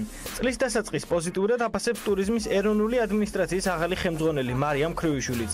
BMG-სთან საუბრისას ის ყვება, რომ კობი გუდაურის საბაგირომ სტეფანწმინდის მოსახლეობისთვის ახალი შესაძლებლობები გააჩინა და მომავალში მსგავსი ინფრასტრუქტურული სამუშაოები აუცილებლად გაგრძელდება. ადგილობრივები ყვებიან, რომ პირველ რიგში სველი წერტილების საკითხია მოსაგვარებელი. შეგვიძლია ვთქვათ, რომ სეზონი დაიწყო ძალიან წარმატებულად. ჩვენთვის რაც ყველაზე მნიშვნელოვანია არის, რომ პარალელურად მიმდინარეობს ინფრასტრუქტურის განვითარება. კობი გუდაურის პროექტი არის ერთ-ერთი უმნიშვნელოვანესი და სტრატეგიული პროექტი, რაც ამ წლისთვის, ასე ვთქვათ, რასაც ამ წლისთვის საფუძველი ჩაეყარა. ყველაზე მნიშვნელოვანია, რომ კობი გუდაურის პროექტმა მისცა სტეფანწმინდას იმის საშუალება, რომ განთავსების ობიექტები, ვინც ასე ვთქვათ, ოპერირებენ სტეფანწმინდაში, უკვე შეუძლიათ, რომ მიიღონ ის ტურისტები, რომლებიც ჩამოდიან გუდაურში სათხილამურად. ჩვენთვის ყველაზე მნიშვნელოვანია, რომ განვაგრძოთ იმ სტრატეგიის მიხედვით მუშაობა, რაც ეკონომიკის სამინისტროს აქვს 2025 წლისთვის. ეს არის მეტი დივერსიფიცირებული ბაზარი, მაღალმხარჯველუნარიანი ტურისტების გაზრდა და ყველაზე მნიშვნელოვანი, რაც არის, ეს არის მეტი დანახარჯი ტურიზმიდან შემოსული პირდაპირი კონტრიბუცია ჩვენი ქვეყნის ეკონომიკაში. შესამჩნევია რუსი ტურისტების რაოდენობაც, თუმცა გუდაური არც ევროპელი დამსვენებლების რაოდენობას უჩივის. არჩევანი როგორც წესი რამდენიმე მიზეზს უკავშირდება. დაბალი ფასები, გულისხმიერი მასპინძლობა და უგემრიელესი სამზარეულო. ის რაც გუდაურში ძალიან მოგწონს არის ბევრი თოვლი, სტუმართმოყვარეობა, შესანიშნავი სამზარეულო. მოგზაურობის დროს შესანიშნავ ხედებს ვათვალიერებთ. ყველას ვურჩევთ აქ ჩამოსვლას. ჩვენ გვსურს ყველა კურორტის ნახვა და ერთ-ერთი სწორედ გუდაური იყო. ძალიან მიხარია აქ ყოფნა, რადგან მეგობრებთან ერთად ვარ. საქართველოში მეორედ ვიმყოფები, პირველად ბათუმში ვიყავი. თქვენ შესანიშნავი სამზარეულო გაქვთ, თუმცა ყველაზე მთავარი მაინც ხალხია, რომლებიც ძალიან მეგობრულები, გახსნილები და კეთილები არიან. ამიტომაც ძალიან მომწონს აქ ყოფნა. გასულ წელს საქართველოს 8.5 მილიონზე მეტი ვიზიტორი ეწვია. რამდენს მიაღწევს ეს რიცხვი 2019 წელს ჯერჯერობით უცნობია და დაახლოებითი პროგნოზის გამოთვლა სწორედ ახლა მიმდინარეობს. არანაკლებ შთამბეჭდავია ტურიზმის სექტორიდან მიღებული შემოსავალი 2 მილიარდ 600 მილიონი დოლარი. ეკონომიკის სამინისტროს 2025 წლის გეგმას თუ დაუჯერებთ, ტურიზმის კონტრიბუცია საქართველოს ეკონომიკაში მხოლოდ და მხოლოდ გაიზრდება. მოკლედ ამ უქმეებზე ლევან თაღიაშვილმა გუდაურში სრიალიც მოასწრო. კიდე ძალიან ბევრი ციშრომა ხერ შემოგვიერთდება. აგერ ორშაბათიდან ჰიპერაქტიულ შრომაშია. სხვათა შორის მისი მეორე შვილობილი რუბრიკა, რომელიც ჯერჯერობით მხოლოდ ნავთობს ეხება. იქნება ახლა წარმოდგენილი უკვე მეორედ ეთერში, აი რა ხდებოდა ნავთობის საერთაშორისო და მათ შორის ცხადია საქართველოს ბაზარზე და რა გავლენა იქონია ამან მის ფასზე. ამ და სხვა სიახლეებით კვლავ ლევანია პირდაპირ ეთერში, მე მას უბრუნებ კიდევ ერთხელ გამარჯვებას და ბედნიერ დღეს უსურვებ. კიდევ ერთხელ დილა მშვიდობის. დავიწყოთ მიმოხილვა. აღსანიშნავია, რომ გასული კვირის მსგავსად კვლავ ნავთობის ორივე მთავარ ბირჟაზე მოიმატა ფასებმა. დავიწყოთ ნიუ-იორკით, სადაც Bloomberg-ის მონაცემებით 1 ბარელის ფასმა $47 გადააჭარბა. სხვაობა 1 კვირის განმავლობაში არ არის დიდი და დოლარს მცირედით აღემატება. აქვე გეტყვით იმასაც, რომ ამერიკის ნედლი ნავთობის მარაგების 3.7 მილიონი ბარელით გაიზარდა, ხოლო ბენზინის 1.2 მილიონით შემცირდა და 256 მილიონი ბარელი შეადგინა. ლონდონში კვლავ $10 სხვაობა გვაქვს ნიუ-იორკთან შედარებით და მატებაც იდენტურია, დაახლოებით $1. ამჟამად ლონდონის ნავთობის ბირჟაზე 1 ბარელი თითქმის $67-დაა შეფასებული, როგორც ამას ეკრანზე ხედავთ. რაც შეეხება ფასზე მოქმედ ფაქტორებს, რთულია OPEC და მისი წევრი ქვეყნების მიერ მიწოდების შემცირება საუაროდ გვერდი. ასევე CNBC-ის ინფორმაციით, დიდი გავლენა იქონია ამერიკა-ჩინეთის სავაჭრო ომის მოლოდინება. შესაძლოა მალე საკმაოდ სერიოზული სავაჭრო ტარიფების ერთგვარი ჭიდილი დასრულდეს, თუმცა როგორც ჩანს, ამერიკას გარკვეულ დათმობაზე მოუხდება წასვლა და მისი ნავთობის წარმოება ლიმიტირებული გახდება. სწორედ ეს იყო ბაზარზე მოქმედი იმპულსები, რამაც გაზარდა ეგრეთ წოდებული შავი ოქროს ფასი და საბოლოო ჯამში მან 2019 წლის მაქსიმუმს მიაღწია. მაყურებელს გასულ კვირას დავუპირდით, რომ საქართველოს ბაზარზე ერთი კვირის განმავლობაში მომხდარ ცვლილებებსაც გავაცნობდით. გასული კვირის ფასებთან შედარებისას აღმოჩნდა, რომ All-News-ის ინფორმაციით თითქმის 5-ვე ძირითადმა ნავთობ კომპანიამ გააიაფა ბენზინი საშუალოდ 6-7 თეთრით. ძირითად ცვლილებებს ეკრანზეც ხედავთ, შემცირებულია სოკარის, ვისოლის, ლუკოილის და გალფის საწოვის ფასი. რაც შეეხება რომ პეტროლს, აქ ღირებულობა არც მომატებულა და არც შემცირებულა. კიდევ ერთხელ შეგახსენებთ, რომ გრაფიკზე მწვანე ფერით აღნიშნულია ყველაზე დაბალი ფასები, როგორც პრემიუმის, ასევე რეგულარის ხარისხის ბენზინზე. იმედია ეს ინფორმაცია ჩვენს მაყურებელს და ცხადია განსაკუთრებით მძღოლებს დაეხმარებათ მათი ავტომობილისტის ოპტიმალური გადაწყვეტილების მიღებაში. მადლობა ლევან, ჩვენ ახლა უკვე სტუმართან ერთმა გავაგრძელოთ საქმიანი დილის ეთერი. მადლობა შენ დღევანდელი გაწეული გარჯისათვის, რომელიც დილის 8 საათიდან ჩვენი მაყურებლობისათვის იყო წარმოდგენილი. საქართველოს ხელისუფლება მეტი პასუხისმგებლობით უნდა მოეკიდოს ისეთი მნიშვნელოვანი საერთაშორისო ორგანიზაციების რეკომენდაციების შესრულებას, როგორიცაა ეკონომიკური თანამშრომლობის და განვითარების ანტიკორუფციული ქსელი. ასეთია დასკვნა, რომელიც IDF-იმ ეკონომიკური თანამშრომლობისა და განვითარების ორგანიზაციის ანტიკორუფციული ქსელის ანგარიშის ანალიზის შედეგად გამოაქვეყნა. რა რისკები დაინახა მესამე სექტორმა და რა მთავარი ხარვეზებია ანტიკორუფციული ქსელის ანგარიში საქართველოზე აღნიშნული. ამ თემით გავაგრძელებთ საუბარს უკვე როგორც დაგვერდით სტუმართან ერთად. მარიამ თუთბერიძე IDF-ის წარმომადგენელი გვერდება საქმიანი დილის ეთერში. მარიამ, გამარჯობა. მარიამ, დილამშვიდობის. ყოველგვარი რიტორიკის გარეშე OECD ASEAN-ის გავიგეთ და მართლა გიდასტურებ, მაგრამ მე ჩემთვის უძვირფასესი IDF-ისგან სიამოვნებით მოვისმენდი აი ესეთ ანალიზს რიტორიკის გარეშე. რას მიყვება და რა შენიშვნებს ითვალისწინებს საერთაშორისო ორგანიზაციებისას ყველასი საქართველოს ხელისუფლება. და ამით ვიქნებოდი ძალიან ბედნიერი, რომ ახსენდება შარშან წლის ბოლოს DCFTA-ისთან დაკავშირებით ევროკავშირის სანამ ууრო ჩაკუჩი არ იყო, ის ууრო არ ჩაგვარტყეს თავში. მე მგონი არც ამან მოგვიყვანა აზე, მაგრამ ამაზე გეთანხმები, OECD ASEAN-ი ძალიან მნიშვნელოვანია. დიახ, ძალიან მნიშვნელოვანია იმ თვალსაზრისით, რომ საქართველოს 2004 წლიდან არის OECD ASEAN-ის სტამბოლის სამოქმედო გეგმის წევრი. 2004 წლიდან ბევრი ძალიან მნიშვნელოვანი რეფორმა განხორციელდა ქვეყანაში მათი რეკომენდაციების შესაბამისად. ამიტომ არის ძალიან მნიშვნელოვანი, რომ ქვეყანა მიყვეს ამ რეკომენდაციებს და ის მნიშვნელოვანი ნაწილები მაინც, რაც დაეხმარება ქვეყანას წინსვლაში და კორუფციის აღმოფხვრაში, შეასრულოს. რაც შეეხება სხვა რეკომენდაციებს და სხვა საერთაშორისო ორგანიზაციებს, სხვა დროს, დიახ. მაგრამ ეგეთი ანალიზი გასაკეთებელია იდეაში ალბათ. საინტერესო იქნება ნამდვილად გეთანხმებით. მე არ ვამბობ, რომ გინდა თუ არა ყველა რეკომენდაცია რაღაც copy paste-ით უნდა გავითვალისწინოთ. დროშიც ვერ მოხერხდება ყველა რეკომენდაცია. საინტერესო OECD ASEAN-ის რეკომენდაციები იმიტომაც არის ხოლმე, რომ OECD ASEAN-ი ყოველთვის უტოვებს მთავრობას განხილვის შესაძლებლობას. არის იქ რამდენიმე რეკომენდაცია, რომელშიც პირდაპირ ეუბნება სახელმწიფოს, რომ ეს უნდა განიხილოთ თუ ჩათვლით საჭიროდ შესაბამისად განახორციელოთ რეფორმა. ამიტომ ხშირ შემთხვევაში უტოვებს ხოლმე ამ ლაბირების საშუალებას საქართველოს მთავრობას ანტიკორუფციული ქსელი, თუმცა არის ისეთი რეკომენდაციები, რომლებიც საჭიროა რომ შესრულდეს. მაგალითად, ასეთი რეკომენდაციები შემიძლია ვთქვა არის ანტიკორუფციული საბჭოს შესახებ. შემიძლია გამოვყო პრინციპში და ვთქვა, რომ ანტიკორუფციული საბჭოს შესახებ რეკომენდაციები არის ყველაზე სუსტად შესრულებული დღეს საქართველოში, იმიტომ რომ და OECD-საც ეს ყველაფერი მტკიცებით ფორმატში აქვს, ხო? ანუ მტკიცებით. დიახ, ამ ეტაპზე კი პროგრესის, ეხლა ხდება პროგრესის ანგარიშის შეფასება, ანუ შუალედური შეფასება, ეგრეთ წოდებული, თუმცა ეხლა მარტში, 20 მარტს იქნება საბოლოო პროგრეს რეპორტი, რომლის შემდეგაც უკვე ახალი ანგარიშგება დაიწყება და ახალი ტალღა დაიწყება, რომელიც იქნება უკვე მეხუთე ტალღა, მეოთხეს შესრულების ეტაპზე ვართ ეხლა ამ ეტაპზე. ამ არსებული ანგარიშის საფუძველზე მე როგორც დავანონსე, თქვენ თავისუფლად გამოქვეყნეთ მეორე ანგარიში, რომელიც მთავრობას უკვე წაკითხული ანგარიშის დამუშავების, ანუ რაღაცა ეტაპი თქვა დაუჩქარეთ, ანუ არ ჭირდება შეიძლება ითქვას თლიანად ეს ანგარიში წაკითხონ, მაგრამ იმედი მაქვს რომ წაიკითხავენ. თქვენ გააკეთეთ ანგარიში, რომელიც გამოყოფს იმ ძირითად სარეკომენდაციო ნაწილებს, რომელიც გასათვალისწინებელი გვაქვს. არის 4 ძირითადი მიმართულება, მათ შორის ანტიკორუფციულ ნაწილში. მოდი ეს მიმართულებები გავასწროთ ჩვენს მაყურებელს და თქვენთვის მიუხედავად რომ თანამონაწილე იყავით ამ ანგარიშის და დარწმუნებული ვარ, თქვენი აზრები გათვალისწინებული იყო, პირადად რა იყო ის მთავარი ინდიკატორი, რაც მნიშვნელოვანი არის იმისათვის, რომ ანუ ეგრეთ წოდებული წითელი შუქი, რომ ამას უნდა მიექცეს ყურადღება.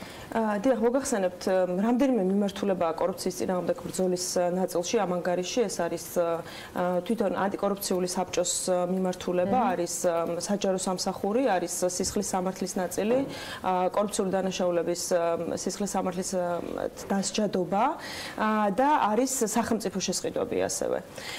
რაც შეეხება წითელ ხაზებს, მე პირადად პირველ რიგში გამოვყოფდი ინფორმაციის თავისუფლების შესახებ აქტს, რომელიც უკვე წლები ასრულდება. მეორე წელია ეს წერია OECD-ის ანგარიში 2014 წელს უკვე მზად იყო ინფორმაციის თავისუფლების შესახებ აქტი, თუმცა დღემდე ის პარლამენტისთვისაც არ არის წარდგენილი რაღაცა. ტიპის ნორმატივი კანონპროექტის სახე აქვს ამას. კანონპროექტის სახე, დიახ, 2014 წელს უკვე ქონდა ამას კანონპროექტის სახე, მომზადდა, თუმცა დღემდე არ არის მიღებული. იყო ეს OGP-ის სამოქმედო გეგმაში, OECD-ის რეკომენდაციებში უკვე 2 წელია დევს, თუმცა სახელმწიფო არ იღებს ამ კანონს, რომელიც იქნებოდა ძალიან მნიშვნელოვანი ინფორმაციის ღიაობის ერთ აქტში ჩამოყალიბებისთვის და შემდეგ უკვე სახელმწიფო უწყებასაც დაეხმარებოდა არასამთავრობო ორგანიზაციებს და საერთაშორისო. მაპატია ამ თემაზე რო გეჭრები, მაგრამ ეს რაღაცნაირად აძლევდა ალბათ ყველას გარკვეულ თავისუფლებას, რომ იმ ინფორმაციაზე ზუსტად ქონოდა, რაზეც IDF-ის ზოგჯერ რეიტინგების და კონკურსების და დაჯილდოებების და გამოყოფის ან პირიქით სხვანაირად მიმართება უწევს, ხო? ანუ მე მაინტერესებს აქ სხვა რამ. 2014-დან ვიდრე დღემდე თქვენ ხო არა გაქვთ ინფორმაცია, რა არგუმენტებით არ არის ამ 4 უკვე მეხუთე წლის განმავლობაში, 4 წლის განმავლობაში გადაგზავნილი უკაცრავად ძრვა არ აქვს ამ დოკუმენტს, ანუ რაიმე იყო ფიდბექი ამ თემაზე? იყო, ყოველთვის იყო ესეთი განმარტება მთავრობის მხრიდან, რომ ამაზე მიმდინარეობს მუშაობა, ელოდებიან კომენტარებს, ელოდებიან მოსაზრებებს და ასე შემდეგ. იყო ამისი განხილვა წინა OECD-ის პლენარულ სხდომაზე, რომელიც შარშან 2018-ში გაიმართა და მაშინაც მთავრობის განმარტება ასეთი იყო, რომ დამუშავების პროცესშია, თუმცა ეს განმარტება უკვე სარწმუნოდ აღარ მიიღეს OECD-ის ექსპერტებმა, იმიტომ რომ ამდენი წელი შეუძლებელია კანონი დამუშავების პროცესში იყოს. საინტერესო ნაწილი იყო სასამართლოთან დაკავშირებით აქტუალური თემა დღეს საქართველოსთვის განსაკუთრებით ცხელი შეიძლება ასეც ითქვას. რა რეკომენდაციები არის და რა დაუყოვნებლივ გადასათქმელი ნაბიჯები აქვს საქართველოს მთავრობისათვის რეკომენდაციად გაწეული ამ ანგარიშის ავტორებს? დიახ, მოგახსენებთ, თავიდან, როდესაც ეს რეკომენდაციები შემუშავდა უკვე საქართველოსთვის შესასრულებლად გახდა საჯარო. კარგად დაიწყო მთავრობამ ამის შესრულება, ეგრეთ წოდებული მესამე ტალღის ფარგლებში OECD-ს უწერია თავის ანგარიში კიდევაც, რომ პოზიტიური ნაბიჯები გადაიდგა, იყო საკანონმდებლო ცვლილებები, თუმცა დღეს რასაც გვეუბნება OECD-ს ტალღები, რომელიც ამ რეფორმას დაყვება ამ რეფორმას. დღეს რასაც OECD გვეუბნება არის ის, რომ ეს საკანონმდებლო ცვლილებები პრაქტიკაში უკვე ესეთ სიტყვას ვიხმარ და ბოროტად იქნა გამოყენებული. შენიშვნები არის უმაღლეს საბჭოს მუშაობასთან დაკავშირებით, მის გამჭვირვალობასთან დაკავშირებით, არასამთავრობო ორგანიზაციებმა მრავალი მოსაზრება წარუდგინა წინა საანგარიშო პერიოდში, იმიტომ რომ დღეს არ დაწყებულა ეს პრობლემები, რასაც სასამართლოს შესახებ უყურებთ ტელევიზიებით და არა მარტო ტელევიზიებით. დაიწყო დიდი ხნის წინ და ამის შესახებ ჩვენ ესე ვთქვათ წითელი დროშები აღმართეთ უკვე და გაუგზავნეთ ანგარიშები OECD-ს. OECD-მ თითქმის ყველა ჩვენი მოსაზრება, რაც იყო მიწოდებული გაითვალისწინა და ეს იყო დიდი განხილვის საგანი, იმიტომ რომ მნიშვნელოვან ხარვეზებზე იყო ლაპარაკი, იყო გაუმჭრვალობაზე საუბარი, იყო გადაწყვეტილებების მიღების არასაკმარის საჯაროობაზე საუბარი, იყო საქმეთა გადანაწილების შესახებ არის ასევე რეკომენდაცია, მიუხედავად იმისა, რომ საქმეთა გადანაწილების რეკომენდაცია თავიდან დადებითად შეფასდა, შემდეგ უკვე ეს ლიმიტირებულ, ესე ვთქვათ, ლიმიტირებულ პროგრესად შეფასდა, იმიტომ რომ საქმეთა გადანაწილებაც არ იყო გამჭვირვალე სასამართლოებში, ასევე სასამართლოს სისტემისა მაინც პრაქტიკაში დარჩა ხარვეზები, თუმცა დღეს უკვე ალბათ საკანონმდებლო ცვლილებებზეც უნდა ვსაუბრობდეთ. ასევე საუბარია იქ სასამართლოს თავმჯდომარეების დიდ უფლებამოსილებებზე, რაც OECD-ის ACN-ის აზრით არ უნდა იყოს სასამართლოს ხელში და დიახ, ეს არის ერთ-ერთი ესეთი წითელი დროშა OECD-ის ანგარიში და არა მარტო ეს. კარგი, რეზუმირებისთვის ნიშნავს თუ არა მარტის 20 თუ 10 რიცხვში? 20 რიცხვისთვის გამოქვეყნებული ანგარიში, რომელიც რეალურად პროგრესს შეაფასებს, ეს იქნება საკმაოდ სერიოზული სამსჯელო თემა, რაც IDFI-ისგანაც ასევე მონიშნული იქნება როგორც სუპერ პრიორიტეტული და ეს იქნება მსჯელობის საგანი მათ შორის ამ სტუდიაში. აქვე მიიღეთ მოპატიჟება. მადლობა. აუცილებლად იქნება ეს მსჯელობის საგანი, იმიტომ რომ პრინციპში 20 მარტის შეხვედრა, რაც პარიზში არის დაგეგმილი OECD-ის პლენარული სხდომა, ეს იქნება ამ რაუნდისთვის საბოლოო. შემდეგ უკვე ახალი რაუნდი დაიწყება, იმ ახალ რაუნდში ჩაიწერება ყველა შენიშვნა, რაც OECD-ს ექნება, თუმცა ეს იქნება საბოლოო და აქვე აღნიშნავ, რომ ძალიან მნიშვნელოვანი იქნება ამ საბოლოო შეფასებისას პროკურატურის ნაწილი, იმიტომ რომ დღეს თქვენც იცით ალბათ, რომ პროკურატურა დიდი ცვლილებით ფუნქციონირებს, უკვე ის გახდა გენერალური პროკურატურა და აბსოლუტურად დამოუკიდებელი უწყება გახდა, რაც დადებითად არის ანგარიში შეფასებული, თუმცა მაშინ არ ქონდათ ექსპერტებს საშუალება, რომ იმ საკანონმდებლო ცვლილებებს გაცნობოდნენ, რომლის საშუალებითაც უკვე გენერალური პროკურატურა ფუნქციონირებას დაიწყებდა 2019 წელს. ამიტომ იქნება მათთვისაც და ჩვენთვისაც ძალიან მნიშვნელოვანი, როგორ შეაფასებენ ისინი ამ საკანონმდებლო ცვლილებებს და პრაქტიკაც როგორ შეფასდება, იმიტომ რომ არის რიგი ხარვეზები და რიგი მნიშვნელოვანი გამოწვევები ამასთან დაკავშირებულად.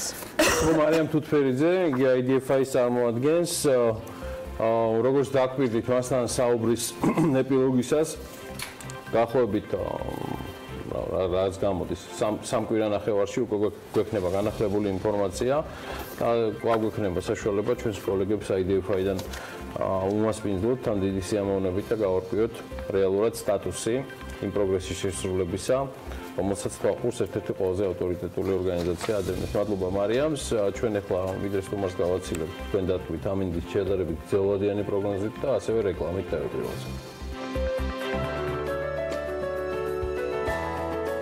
ამინდის პროგნოზის სპონსორია დეველოპერული კომპანია ორიონ ჯგუფი.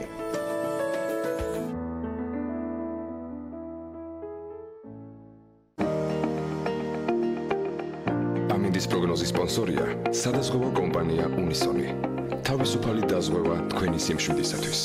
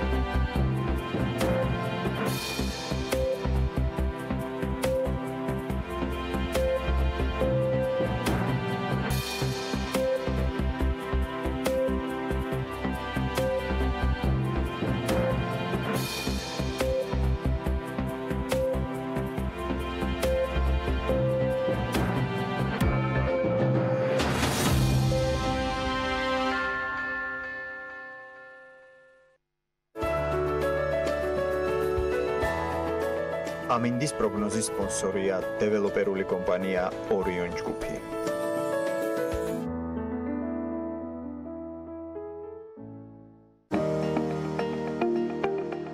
ამინდის პროგნოზის სპონსორია სადაზღვევო კომპანია უნისონი. თავისუფალი დაზღვევა თქვენი სიმშვიდისათვის.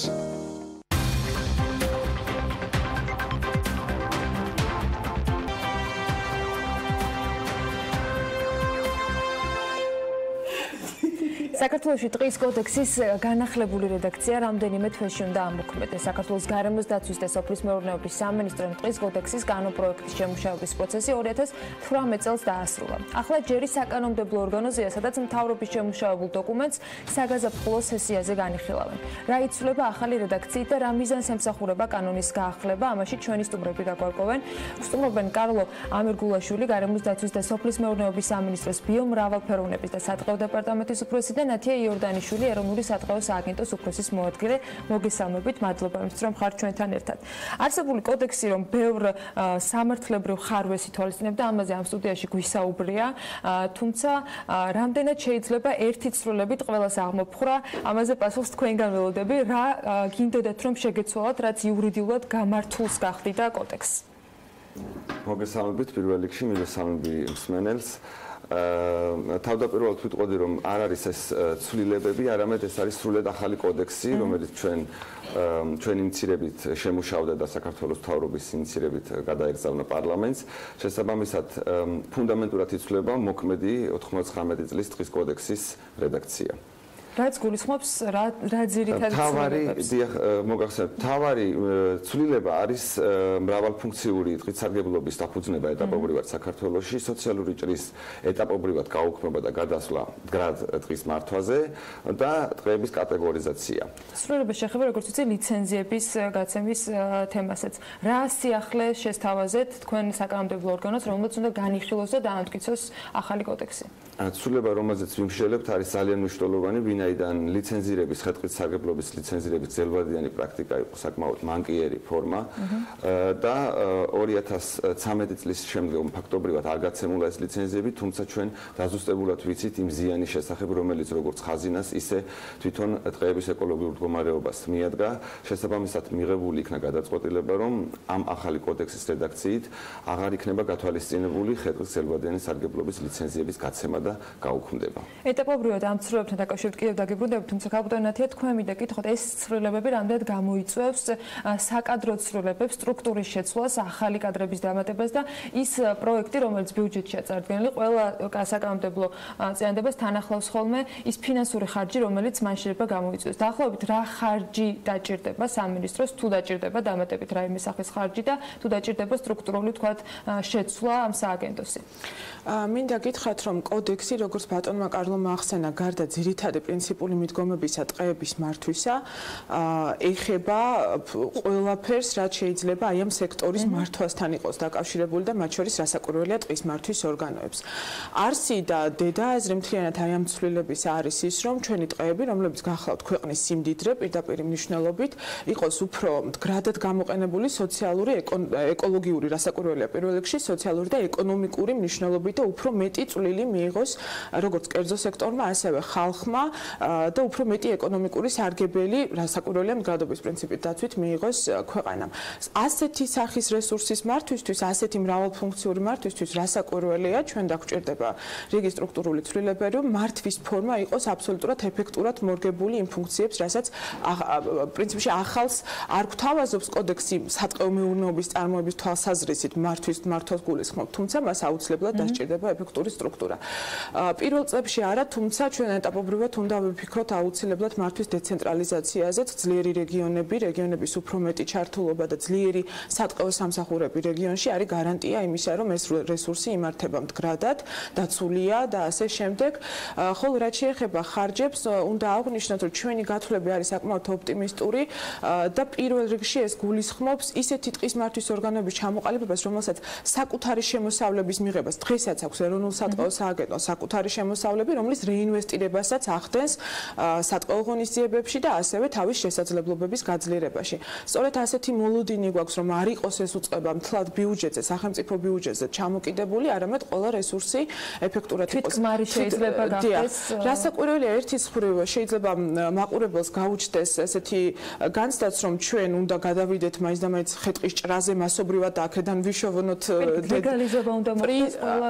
არა, აი აქ არის თავი და თავი მრავალფუნქციური ტყით სარგებლობა, მრავალმიზნობრივი ტყით სარგებლობა ნიშნავს ყველა სახის ეკოსისტემური სერვისების გამოყენებას და არა მხოლოდ მერქნით სარგებლობაზე აქცენტს. დღევანდლამდე პრობლემა სწორედ ეს გახდა საქართველოში, რომ ტყის ტყეები აღიქმებოდა მხოლოდ მერქნული რესურსის მოწოდების წყარო და ეკონომიკური პოტენციალს ხედავდნენ მხოლოდ მერქნულ რესურსში. კარგი იყო ის კოდექსი, რაც დღეს არსებობდა, ერთ-ერთი გამოწვევა ალბათ მისი აღსრულება იყო და მონიტორინგი რამდენად სრულდებოდა ის დადგენილი ნორმები, რომელიც 99 წელს მიღებული ამ კოდექსით ამ დრომდე სამართლებრივად იყო ძალაში. აღსრულების მექანიზმში და კონტროლის მექანიზმში რა დამატებითი რესურსი დაჭირდება გარემოს დაცვის და სოფლის მეურნეობის სამინისტროს და შესაბამის დეპარტამენტს იმისათვის, რომ ყველა ეს ცვლილება რამდენად შესრულდება გაკონტროლდეს. ერთ-ერთი უმნიშვნელოვანესი აქვს თუ არა უწყებას თვითონ ამისი, თქვათ, გაკონტროლების შესაძლებლობა თუ იგივე იქნება კოოპერაცია შინაგან საქმეთა სამინისტროსთან ან სხვა უწყობებთან. ერთ-ერთი ძალიან მნიშვნელოვანი ცვლილება გახლავთ და კოდექსიც ითვალისწინებს ამას ფუნქციების კიდევ უფრო მკვეთრად გამიჯვნა სატყეო სექტორში პოლიტიკის მართვისა და ზედამხედველობის, ანუ დაცვის და კონტროლის ნაწილში. თქვენ იცით, რომ ეს ფუნქციები გაიყო მაყურებელთვისაც ცნობილია ჯერ კიდევ 2013 წელს, როდესაც პარლამენტმა ეროვნული სატყეო კონცეფცია მიიღო, მაშინ ჩამოყალიბდა სამინისტროს ცენტრალურ აპარატში ბიომრავალფეროვნებისა და სატყეო დეპარტამენტი, ეროვნული სატყეო სააგენტო, როგორც მოგახსენეთ, გახლავთ ტყის მართვის ორგანო და ჩვენ ყავს გარემოს დაცვითი ზედამხედველობის დეპარტამენტი. ბოლო ცვლილებით ტყის ფიზიკური დაცვის ფუნქცია, რომელსაც აქამდე ტყის მცველები, ეროვნული სატყეო სააგენტოს ტყის მცველები ასრულებდნენ, თუმცა აქვე დავსწენ, რომ ამ ტყის მცველებს ჰქონდათ გაცილებით ბევრი ფუნქცია და მოვალეობა დებულებით გაწერილი, თუმცა აქცენტს ამწუხაროთ მხოლოდ უკანონო ჭრების პრევენციაზე და აღმოფხვრაზე და მათი ძირითადი რესურსი და დრო მიდიოდა ამ ფიზიკურ დაცვაზე და არ რჩებოდა ფაქტიურად დრო იმისთვის, რომ სხვა მოვალეობები შეესრულებინათ. და ბოლო ცვლილებით გარემოს დაცვითი ზედამხედველობის დეპარტამენტში შეიქმნება სპეციალიზებული ქვედანაყოფი მხოლოდ ტყის, იმიტომ რომ გარემოს დაცვითი ზედამხედველობის ფუნქციები საკმაოდ ფართოა კანონახსრულების ნაწილში და დაცვის ნაწილში და იქნება სპეციალური სტრუქტურული ერთეული, რომელიც მხოლოდ ტყის კონტროლს მოიმსახურება. რასაკვირველია, აქ ადამიანური რესურსის დაც ფინანსური დანახარჯებით იქნება, პირველი საწყის ინვესტიცია ნამდვილად საჭიროებს, თუმცა შემდეგ უკვე არის ძალიან ბევრი კონტროლის მექანიზმი, განსაკუთრებით ახლა თანამედროვე ტექნოლოგიების პირობებში, თუ როგორ შეიძლება ეფექტურად გავაკონტროლოთ უკანონო ტყით სარგებლობა. ეს პროცესი ქვეყანამ დაიწყო ჯერ კიდევ რამოდენიმე წლის წინ, ჩვენ გვაქვს მერქნული რესურსის მართვის ელექტრონული სისტემა, თქვენ იცით, რომ იგივე 300 მორის მარკირების სისტემა, რომელიც საშუალებას გვაძლევს ონლაინ რეჟიმში მივადევნოთ თვალი ტყიდან მოჭრილ რესურსს უკვე სახერხის ჩათვლით, თვითონ სახერხების ლეგალური ოფიციალური რეგისტრირებული სახერხების კონტროლით სწორედ ამ ელექტრონული სისტემებით ხდება და ჩვენ კვლავ მუშაობთ აი ამ სისტემების სრულყოფისთვის, ერთის მხრივ ელექტრონული, თუმცა რასაკვირველია ადამიანური რესურსის ნაწილიც და გარემოებაც არის ძალიან მნიშვნელოვანი ამ პროცესში. ეკონომიკურ სარგებლის მოტანა ტყეს შეუძლიათ ცალკეული ადამიანებისთვისაც და რა თქმა უნდა ქვეყნის ეკონომიკისთვისაც, მაგრამ თქვენ სოციალური ჭრები ახსენეთ, ამ ნაწილში დარწმუნებული ვარ, ჩვენ მაყურებელს განსაკუთრებით მნიშვნელოვანი ინფორმაცია იქნება ეგრეთ წოდებულ გათბობისათვის, ადამიანებისათვის, რომლებიც შეშაშჭრიან ელემენტარულად და ძირითად შემთხვევაში მესმის, რომ აქამდეც იყო ნებართვები და შესაბამისად სააგენტო თავად უზრუნველყოფდა გარკვეულ თქვა ტერიტორიის მითითებას და ან ხეების მითითებას შეძლებდა მოჭრა, მაგრამ ეს მაინც ირღვეოდა, როდესაც ადამიანები განსაკუთრებით სოციალურად შეჭირვებული ადამიანები მიმართავდნენ პირადი გათბობისათვის ნებისმიერი ხის მოჭრის მეთოდს და პრინციპში მათთვის არგუმენტები ხშირ შემთხვევაში მეუღებელი ხდება. აქ რა ვთქვათ გამოსავალი შეიძლება არსებობდეს, როგორ გაკონტროლდეს და მეორეს მხრივ ამ ადამიანებისათვის რომ არ დადგეს პირდაპირ დასჯის რაიმე ფორმით აღსრულების ვთქვათ დღის წესრიგი, სააგენტო როგორ აბალანსებს ამ ყველაფერს. იცით რა, თქვენ სწორედ აღნიშნეთ, მოსახლეობა იყო და არის დამოკიდებული საშიში მერქანზე, რა ვინაიდან ეს არის ხასკაუსვალდი ხელმისაწვდომი განსხვავებით სხვა ელექტრომატარებთან. თუმცა გარკვეული საფასურის შემთხვევაში ამის უგულებელყოფა ხდება ხოლმე, ესეც უნდა ვაღიაროთ. თუმცა ესეც არის მიზერული და ესეც იყო ერთ-ერთი მანკიანი მხარე ჩემი აზრით სოციალური ჭრის პრაქტიკისა, რომელიც დაინერგა 99 წლის კოდექსით და შემდეგ ხორციელდება დღემდე. ჩვენ არ გვაქვს იმის ამბიცია, რომ ერთ დღეში თქვა იგივე ახალი კანონ პროექტის ამუშავებისა მოხდება აი ამ პრაქტიკის ერთბაშად შეცვლა. მოსახლეობას კვლავ ექნება დამოკიდებულება მაღალი მერქანზე და ჩვენ უნდა ვუზრუნველყოთ, რომ ეს იყოს რამენაირად ლეგალური. მაგრამ ამავდროულად ჩვენ უნდა ვუზრუნველყოთ, რომ ეს იყოს ეფექტური. და დღევანდელი პრაქტიკით მერქანი, რომელიც დღეს ღუმელში იწვება, სამწუხაროდ არ არის ეფექტური არც ღუმელების თვალსაზრისით და არც თვითონ შეშა, რომელიც ამ ღუმელში ხდება. ეს არის ხშირ შემთხვევაში სამასალე მერქანი. ამიტომ ვინ უნდა აკეთებდეს ამას? ამას უნდა აკეთებდეს მეტყევე და სატყეო საქმის სპეციალისტი, ანუ პროფესიონალი კადრი, რომელსაც აქვს იმისი ცოდნა თუ ტყის ტერიტორიაზე როგორ უნდა იმუშაოს, როგორ უნდა მოახდინოს მერქნის დამზადება, გამოტანა, დახარისხება, რა არის სამასალე, რა არის ნახევრად სამასალე, რა არის საშიში, რა არის ბიომასა, რომ არ დავკარგოთ ჩვენ რესურსი, ვინაიდან ქალბატონმა ნათიამ ახსენა, რომ ეს არის უდიდესი ფასეულობა საქართველოს ტყეები, 40%-ია ქვეყნის ტერიტორიის და არის სტრატეგიული მნიშვნელობის სიმდიდრე ქვეყნის და ამ თვალსაზრისით და ეს 25 წელი განსაკუთრებით, როდესაც იყო სერიოზული პრობლემები ენერგეტიკული თვალსაზრისით, ამან გააჩინა სწორედ ეს პრობლემები, რომ გვაქვს საკმაოდ მაღალი დეგრადაცია ტყეებში. ამიტომ სოციალური ჭრა ეტაპობრივად უნდა ჩავანაცვლოთ, მოვიაზრებთ, რომ პროფესიული კადრი გაიზარდოს, შესაბამისად რეგიონში დასაქმებელს მოიმატებს, დავიწყეთ უკვე პროფესიული განათლება პროფესიულ სასწავლებლებში, რომ გაჩნდეს ახალი კადრები სატყეო საქმის სპეციალისტების თვალსაზრისით და ამ ადამიანებმა ინვენტარიზაციის საფუძველზე ის რაც შეუძლია რომ ტყეს გრადობის ფარგლებში მოქცეს, განსაზღვრონ, დაამზადონ და შემდეგ უკვე საქმიან ოზემდე მოიტანონ. ეს საქმიანი ესეც არის ახალი გარემოება, რომელიც ინერგება ახლა და ტყის მართვის ორგანოები ეტაპობრივად დანერგავენ და აქ უკვე მოქალაქეს ექნება საშუალება და წვდომა ლეგალური მერქანზე იქნება ეს საშიში თუ სამასალე. დავამატებდი მაყურებელმა, რომ არ აღიქვას, რომ სოციალური ჭრის აკრძალვა ნიშნავს იმას, რომ გათბობის გარეშე ვტოვებთ მოსახლეობას, არანაირად სოციალური ჭრის მექანიზმის შეცვლა იგულისხმება აქ, ანუ უშუალოდ როგორ ხდება ხე-ტყის მოპოვება ტყეში. დღეს იცით, რომ თავად მოსახლეობა ახდენს თავისი ძალებით ხე-ტყის დამზადება, საკმაოდ ხშირია სიკვდილიანობის დაზიანების ფაქტები მოგეხსენებათ, ეს არის საკმაოდ საშიში სამუშაო ტყეში და პირველ რიგში შრომის უსაფრთხოებაც არის გასათვალისწინებელი, რომ თავი დავანებოთ იმ გარემოზე მიყენებულ ზემს, რაც არაკვალიფიციური ჩვენ სოციალური ჭრის სოციალური ჭრას უნდა ჩავანაცვლოთ ორგანიზებული ტყით სარგებლობით, ორგანიზებული ხე-ტყის დამზადების სამუშაოებით და სწორედ ამ სამუშაოებზე სხვათა შორის აქაც მინდა ხაზი გაუსვა, იქნებიან დასაქმებული სწორედაც რომ ადგილობრივი მოსახლეობა, თუმცა შესაბამისი წვრთნების და შესაბამისი აქტივობების. ჩვენ დარწმუნებული ვარ, რომ ამ კანონპროექტის განხილვის პარალელურად კიდევ ბევრ დეტალზე ვისაუბრებთ თუ ახლოს მომავალში. მადლობა იმისთვის, რომ იყავით ჩვენთან ერთად. ველოდებით, რა თქმა უნდა, საკანონმდებლო ორგანოში წარმოდგენილი კანონპროექტის განხილვის ეტაპებს, რომელიც საგაზაფხულო სესიაზე უკვე შესაძლებელი იქნება, რომ დეპუტატებმა განიხილონ და დაამტკიცონ. მასპინძლობდით კარლო ამირგულაშვილს, გარემოს დაცვის და სოფლის მეურნეობის სამინისტროს ბიომრავალფეროვნებისა და სატყეო დეპარტამენტის უფროსს და ნათია იორდანიშვილს ეროვნული სატყეო სააგენტოს უფროსის მოადგილეს. და ვიდრე სარეკლამო პაუზაზე გავიდოდეთ, მინდა რომ ჩვენს მაყურებელს ამერიკის კინოაკადემიის 2019 წლის საუკეთესო ფილმების და მსახიობის ვინაობა გავაცნოთ. მოკლედ კინოაკადემიამ, რომელიც წელს წამყვანის გარეშე გაიმართა, უკვე ფაქტობრივად დასრულებული არის და გამოავლინა გამარჯვებულები. საუკეთესო ფილმად დასახელდა პიტერ ფარელის მწვანე წიგნი, მან ოსკარი მიიღო საუკეთესო ორიგინალური სცენარისათვის.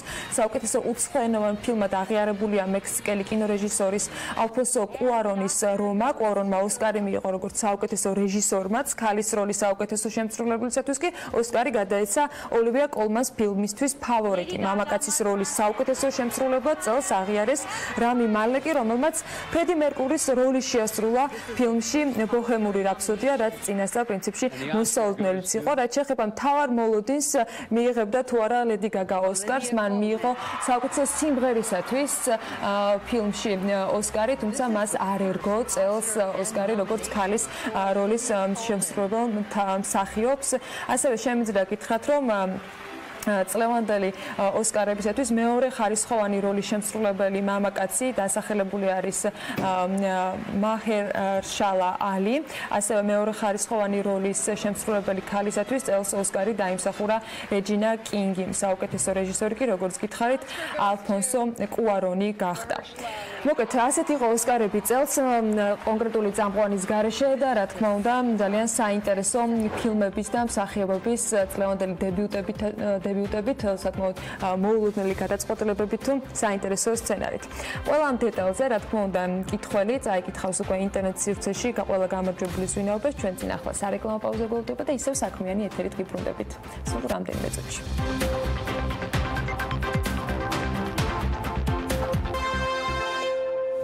დავბრუნდით საქმიანი დილის ეთერში, ბექა ბაციკაცი და თათია ჩაფიჩაძე შემოგვიერთდნენ სტუდიაში და სულ რამდენიმე წუთში უკვე Fitch-ის რეიტინგზე დავიწყებთ საუბარს, თუმცა ვიდრე ჩვენ სტუმართან ერთად ამ თემას მიმოვიხილავთ, ახლა პირდაპირ ეთერში სახელმწიფო კანცელარიაში პრემიერ-მინისტრის ბრიფინგი უნდა შემოგთავაზოთ. მამუკა ბახტაძე სწორედ Fitch-ის რეიტინგთან დაკავშირებით გეგმავს, რომ მედიას წარუდგინოს ინფორმაცია. ყველაზე მთავარია, პირდაპირ გავლენას იქონიებს ჩვენი ქვეყნის მთავარ გამოწვევის დაძლევაზე, სიღარიბის დაძლევაზე.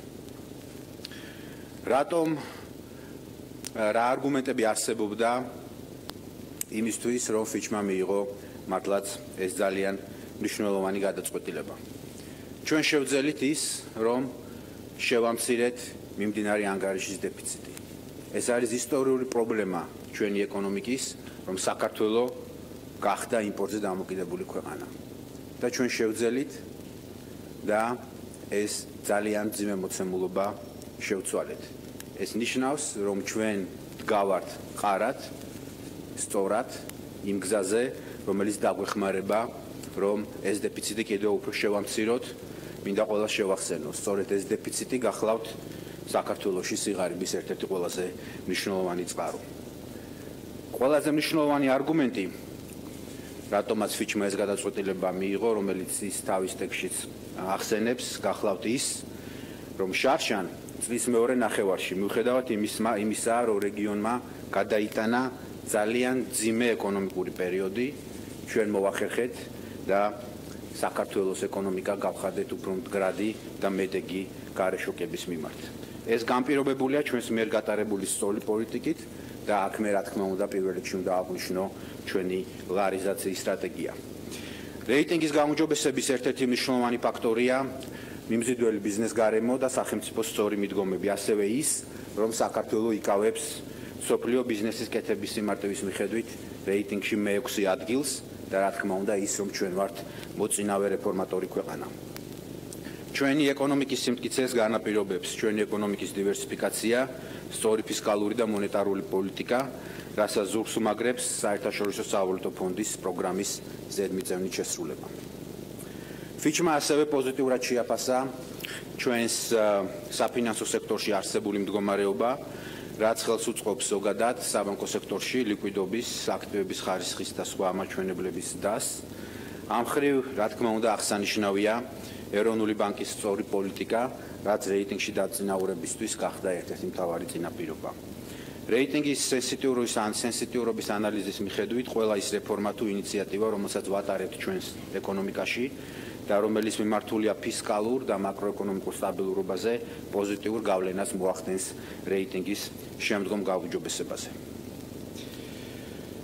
ასევე მინდა აღვნიშნო, რომ Fitch-ის რეიტინგის მიხედვით ძალიან დადებითად არის შეფასებული საპენსიო რეფორმა.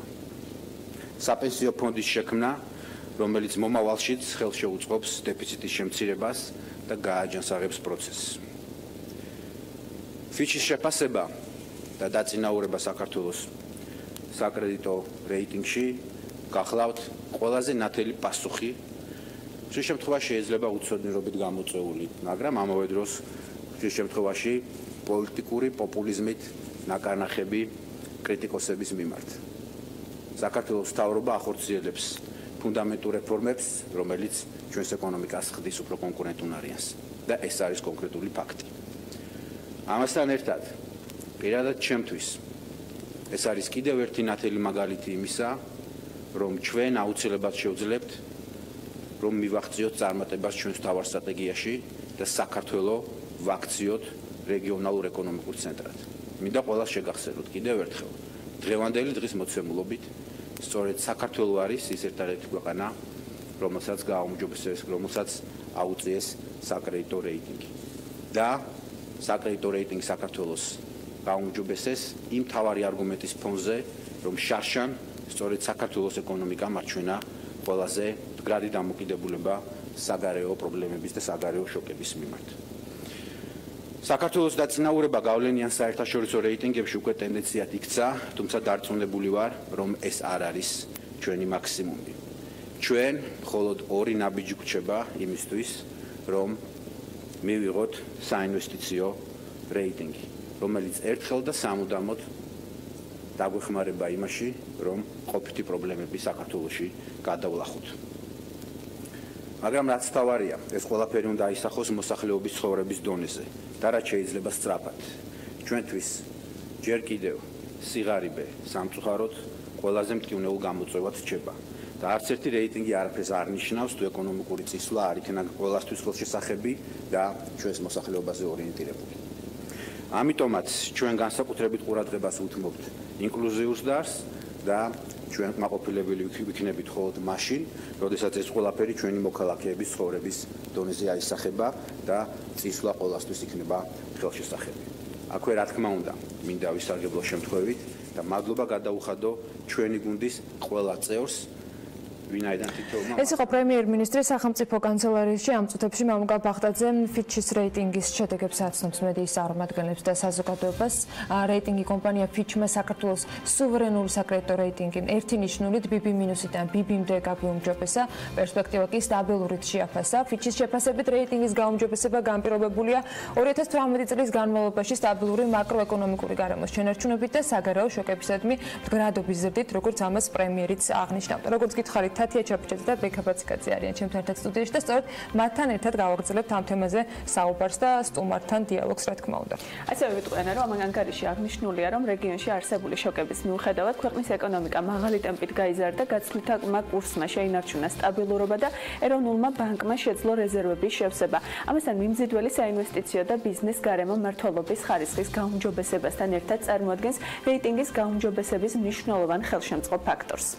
მეც ვიტყვი მაშინ დავამატებ, აღსანიშნავია, რომ Fitch-მა მეორე სარეიტინგო ორგანიზაცია Fitch-ი, რომელმაც საქართველოს სუვერენული რეიტინგი გაზარდა, ჯერ კიდევ 2017 წელს Moody's-მა გაუმჯობესა საქართველოს სუვერენული რეიტინგი BA3-დან BA2-მდე. დავით ლეჟავას PMCG-ის საჯარო პოლიტიკის მიმართულების დირექტორს მასპინძლობ და მასთან ერთად ვაგრძელებთ თემაზე საუბარს. დიმოშეს ბატონ დავით, მოგესალმებით. პრემიერ-მინისტრის შეფასება, თუმცა ასევე ძალიან მნიშვნელოვანია თქვენი შეფასება, რას ნიშნავს ამ რეიტინგში საქართველოს დაწინაურება ერთი ნაბიჯით გაუმჯობესება და რა გზავნილია ეს ინვესტორებისთვის? მოგახსენებთ, რომ სარეიტინგო კომპანიების მიერ ასეთი შეფასებები არ არის ზოგადად ეკონომიკის შეფასება მხოლოდ, არამედ არის პირველ რიგში საინვესტიციო კლიმატის შეფასება და ეს არის გზავნილი ინვესტორებისათვის, რამდენად საიმედოდ შეიძლება მათ რომ განათავსონ თავიანთი აქტივები საქართველოში. ამდენად სასიხარულო არის ეს, ასევე ხაზს გაუსვამ იმ ფაქტს, რომ როგორც პრემიერმაც აღნიშნა, საქართველოს ეკონომიკისათვის დამახასიათებელი პრობლემა ეს არის საგარეო შოკებისადმი მოწყვლადობა, ასე ვთქვათ, და მიმდინარე ანგარიშის დეფიციტი, რომელიც წლების განმავლობაში საკმაოდ მაღალი იყო. და Fitch-ის ამ პრეს-რელიზში აღნიშნული არის, რომ ერთის მხრივ შემცირდა ეს მიმდინარე ანგარიშის დეფიციტი და მეორედ მნიშვნელოვანია, რომ იგი სრულად ფინანსდება პირდაპირ უცხოური ინვესტიციებით. ვფიქრობ, თავის მხრივ ეს რეიტინგის გაუმჯობესება კიდევ უფრო მეტ ინვესტიციას გამოიწვევს ქვეყნისთვის და კიდევ უფრო შემცირდება ამით ქვეყნის მოწყვლადობა გარეშე შოკების. საინვესტიციო რეიტინგი ახსენა, ხო, მამუკა ბაღდაძე, თქვა, რომ ორ ნაბიჯში ვართ აქამდე და ამის შემდეგ მოგვარდება ეს ყოფითი პრობლემები, რომელიც საქართველოს აქვს. ანუ ცოტა ისეთი განცხადება იყო, რომელიც ყურში მოხვდა. რას გულისხმობდა პრემიერი, ასე ვთქვათ, ამ საინვესტიციო რეიტინგში, ეს არის თუ არა ის გზა, რომელთაც თქო მოგვარდება ყოფითი პრობლემები, რომელიც საქართველოს აქვს. მინდა გითხრათ, რომ ეს ორნაბიჯში ყოფნა არ ნიშნავს, რომ ორ დღეში ეს მოგვარდება. ბიბი პოზიციიდან 3B მინუსამდე აწევა, არც ისე მარტივი საქმე არის, ხანგრძლივი დრო უნდა ამას. ალბათ საუკეთესო შემთხვევაში 1-2 წელი მაინც დასჭირდება ამას. და თავისთავად ეს რეიტინგი ასახავს რა მდგომარეობაა ეკონომიკაში.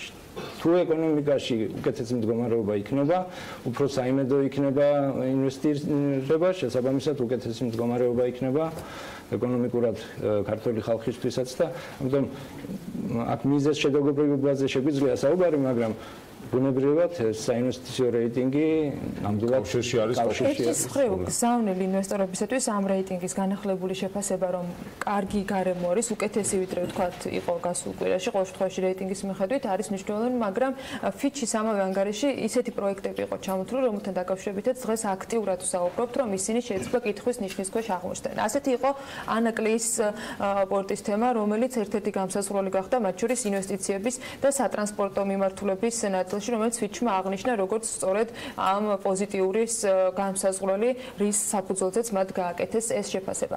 თქვენ 2 წელი ახსენეთ გაუმჯობესებისათვის, მაგრამ რა რისკები შეიძლება არსებობდეს იმისათვის, რომ ჩვენ ამ პოზიციის შენარჩუნება ვერ მოვახერხოთ და რამდენად შეიძლება, რომ პოზიციის დაკარგვის საფრთხის წინაშე დავდგეთ, ყველა იმ, თქვათ, პროგნოზიდან გამომდინარე, რომელიც მათ შორის Fitch-მა ანგარიშივე მიუთითა.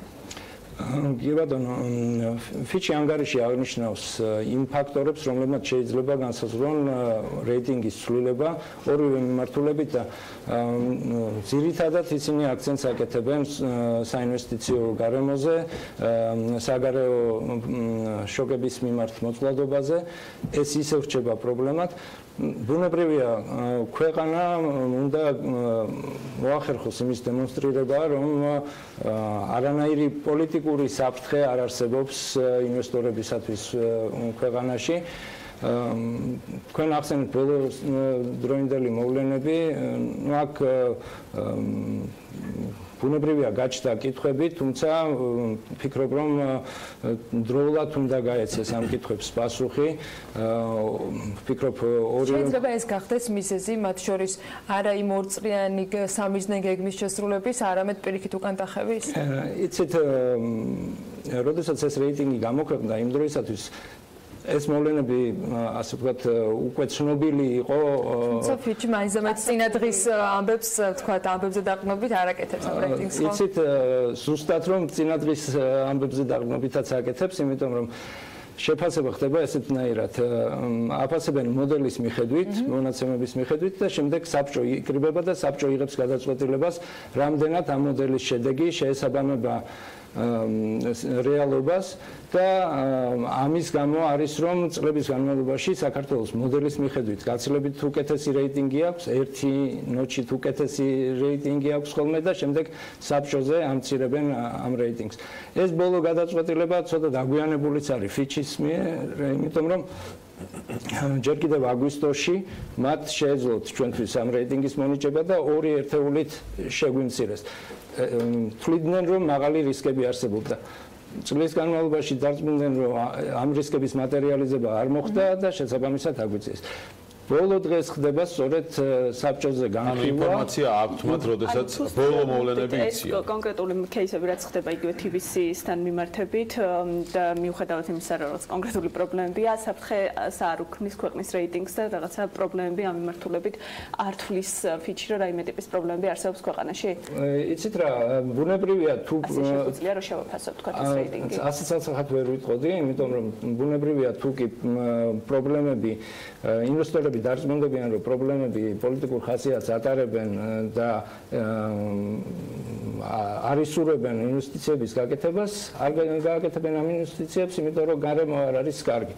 შესაბამისად ეს უნდა აისახოს რეიტინგზეც, მაგრამ მე ვცდილობ თქვა, რომ დღევანდელი უბრალოდ პარასკევის გადაწყვეტილება, რომელიც Fitch-მა მიიღო, უკვე მათთვის ცნობილი იყო ეს მოვლენები და ამან გადამწყვეტი მნიშვნელობა არ იმოქმედა მათ გადაწყვეტილებას.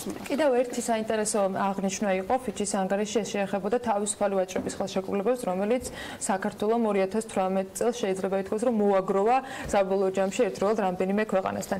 ამ ნაწილში საქართველოს რომ ბევრი პლუსი აქვს, მათ შორის ევროპისა და იგივე ჩინეთს შორის არსებული თქვათ სატრანსპორტო კვანძისთვის იმ სწრეს ქვეყნები ეს მხარეები დააკავშირეთ მაინც გასაგებია, მაგრამ მეორე მხრივ იგივე უცხოური ინვესტიციებისათვის რა პოტენციალი იხსნება, რაც სააგენტომ ამ ანგარიში კიდევ მიუთითა? ანუ ინვესტორებისთვის შესაძლებლობა იქნება, იმიტომ რომ აღნიშნეთ, სწორად აღნიშნეთ თქვენ, ერთის მხრივ თავიანთი ქვეყნიდან შეუძლიათ ინვესტიცია გააკეთონ საქართველოში და აქ წარმოებული პროდუქცია გაიტანონ ევროპელებს, თქვათ აზიაში უფრო მარტივად შეუძლიათ, აზიელებს ევროპაში უფრო მარტივად. შესაბამისად ეს იძლევა შესაძლებლობას, ოღონდ ამ შესაძლებლობას უნდა გამოყენება, განხორციელება. ჯერჯერობით მე ვერ ვიტყოდი, რომ თავისუფალი ვაჭრობის შეთანხმებებმა რაღაც გარდამტეხი ცვლილება შეიტანა. მართალია გაზრდილია თქო ევროკავშირში ექსპორტი. არ არის ის მასშტაბი, რასაც ელოდებოდი. რა არის მთავარი მიზეზი, რის გამოც ვერ მოხდა ესეთი მნიშვნელოვანი გარდატეხა? იცით, გამიჭირდება მე ამის თქმა, რა არის მიზეზი, უბრალოდ ინვესტორების გადაწყვეტილებები ძალიან ბევრ ფაქტორზე არის დამოკიდებული და ხშირად მინდა ხოლმე ვიპოვოთ ერთი მიზეზი, რის გამოც არ ხდება ინვესტირება და რის გამოც იღებენ ინვესტორები გადაწყვეტილებას, რომ სხვა ქვეყანაში წავიდნენ. რა თქმა უნდა, ეს ჩვენი გეოპოლიტიკური ვითარება ერთის მხრივ შესაძლებლობაა, მეორეს მხრივ მაღალი რისკების მატარებელი არის და ერთ-ერთი მნიშვნელოვანი გავლენა ალბათ ამას აქვს. რა ვიცი, ალბათ დრო ჭირდება კიდევ იმას, რომ ამ თავისუფალი ვაჭრობის შეთანხმებების შესაბამისად მოხდეს უბრალოდ ასოცირების შეთანხმების შესაბამისად მოხდეს აპროქსიმაცია ჩვენი კანონმდებლობის და მერე წავიდეთ თქვა სასამართლო სისტემას პრობლემა, კანონმდებლობას, რომელიც ახსენეთ მაგალითების შესახებ კანონი და ამავდროულად ბევრი თქვა, რაც შეიძლება რომ ხო ერთს ვეძებთ ხოლმე რომ მარტივი იყოს მე იმის გადაჭრა და მე რაღაც პრობლემის მოგვარება. Fitch-ის რეიტინგს რომ დაუბრუნდეთ, როდესაც Fitch-ის ზრდის რეიტინგს უფრო იმატებს თუ არა ინტერესი იმ ქვეყნის მიმართ, თავად Fitch, ანუ დაკვირვება უფრო მეტია თუ არა, ანუ ჩვენ ქვეყანა უფრო რთულ გზაზე ხო არ დადგა, რომ გაზრდაზე შემცირების რისკები ხო არ გაიზარდა ამით, რომ უფრო ხო არ გაკვირდება Fitch-ი, ანუ ეს რას ნიშნავს აი ამ შემთხვევაში. იცით, იქიდან გამომდინარე, რომ ის როგორც გითხარით, ის პროპორცია შენარჩუნებული არის, ჯერ კიდევ უფრო მაღალი არის ჩვენი შეფასება მოდელის მიხედვით, ვიდრე რეიტინგი გვაქვს მონიჭებული, ვფიქრობ, რომ ასეთი რისკები მაინდა-მაინც სერიოზული არ არის და ეს პროცედურა ყოველწლიურად წელიწადში ორჯერ შემოწმება ქვეყნის ეკონომიკური მდგომარეობის, აქამდეც იყო და ასევე გაგრძელდება მომავალში, ასე რომ ვფიქრობ, რომ ჩვეულებრივი პროცესი არის ეს და დიდი რისკების მატარებელი არ გახლავთ. რა გზავნით ინვესტორები ვახსენეთ ჩვენ არაერთხელ პრემიერმაც ბევრი ისაუბრა ინვესტიციების ნაწილში მათთვის რა ხდება გადამწყვეტი, როდესაც გასაგებია ერთის მხრივ თქვათ, როცა რეიტინგი ამჯობესებულია და სანდოობა მათი ინვესტიციების თქვათ დაცულობის არის მნიშვნელოვანი, მაგრამ მათთვის რა მიმართულებით შეიძლება გახდეს კიდევ დამატებით საინტერესო ამ რეიტინგის გაზრდის შემდეგ? საქართველოს მიმართ ინტერესი ალბათ ისეთივე დარჩება, როგორც ჰქონდათ ინვესტორებს, იგივე სფეროებში დარჩება ეს ინტერესი. უბრალოდ ეს არის ზოგადი არაკონკრეტული სექტორის შეფასება, არამედ ზოგადი საინვესტიციო გარემოს შეფასება და უბრალოდ თუ კი აქამდე ორჭოფობდა ადამიანი გაეკეთებინა თუ არა ამა თუ იმ სექტორში ინვესტიცია, რომლის შესახებაც ის ბევრი სხვა არის სახელმძღვანელო Fitch-ის რეიტინგი ინვესტორებისათვის? ერთ-ერთი სახელმძღვანელო ასე ვიტყოდი, იმიტომ რომ მას შემდეგ რაც საინვესტიციო რეიტინგი ენიჭება ქვეყანას, თუ გადაწყვეტილი აქვს ინვესტორს ინვესტირება, ის ჩამოდის ქვეყანაში, უფრო დეტალურად სწავლობს სიტუაციას და მხოლოდ Fitch-ის ან Standard & Poor's-ის და Moody's-ის რეიტინგებს არ ენდობა. ეს მათ უბიძგებთ, რომ ქვეყანაში შესასწავლად ჩამოვიდნენ და მინიმუმ ინტერესს აღძრავს ქვეყნის მიმართ, როდესაც ნახულობენ. კი ბატონო, და ასევე მინდა და ბოლოსთვის მეკითხა, ბევრი კომპონენტი იყო ჩამოთვლილი, რის გამოც დადებითი შეფასება მივიღეთ, სხვადასხვა აქცენტი იყო სხვადასხვა მიმართულებებზე გამახვილებული, მათ შორის საბანკო სექტორში არსებულ მდგომარეობა შეფასდა პოზიტიური. თქვენთვის რა იყო ყველაზე მთავარი რა არის უფრო სწორი ფორმულირება რო იყოს კითხვით ამ რა იყო მთავარი რის გამოც შეიძლებოდა ეს ნაბიჯი მიგვეღო რომ თქვათ ასევე ამ გზით გავაგრძელოთ მომავალში თქვათ მთავრობამ ამ გზით გააგრძელოს მუშაობა. იცით ალბათ რისკები რაც არის აღნიშნული და შესაძლებლობები იმის გამო რომ ეს ერთი და იგივე ჩამონათვალია თუ ამ პრეს-რელიზს ნახავთ მე მგონი სწორედ იმ საკითხებზე მუშაობის გაგრძელება არის საჭირო და ეს პირველ რიგში არის მიმდინარე ანგარიშის დეფიციტი რომელთან დაკავშირებითაც აღინიშნა რომ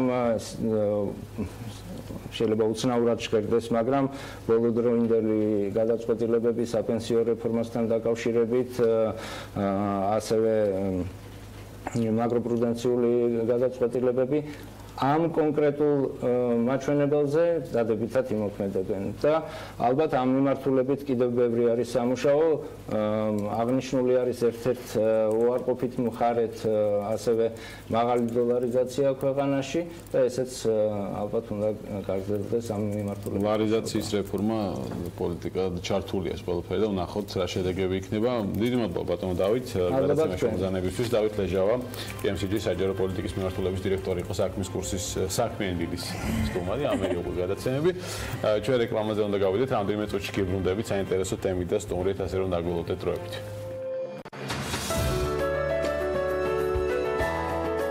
ამინდის პროგნოზის სპონსორია დეველოპერული კომპანია ორიონ ჯგუფი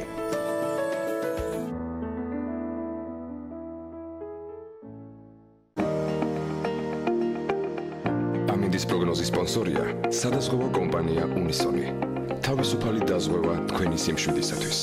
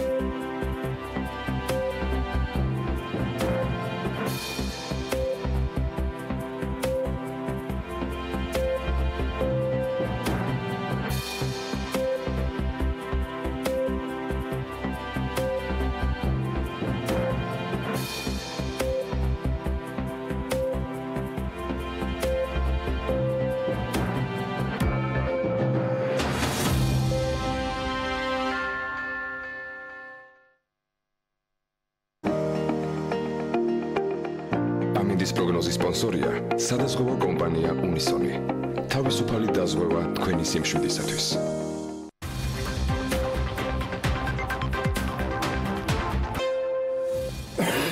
ყაზახეთი, ინდონეზია, განა და პაკისტანი ის იმ ქვეყნების არასრული ჩამონათვალია, რომელთა შეერაღებაში შესაძლოა ქართული წარმოების სამხედრო ტექნიკა ვიხილოთ. პოტენციურ დამკვეთებს საერთაშორისო გამოფენა IDX 2019-ის ფარგლებში საქართველოს თავდაცვის მინისტრის მოადგილემ და დელტას წარმომადგენლობა რამდენიმე დღის წინ შეხვდნენ.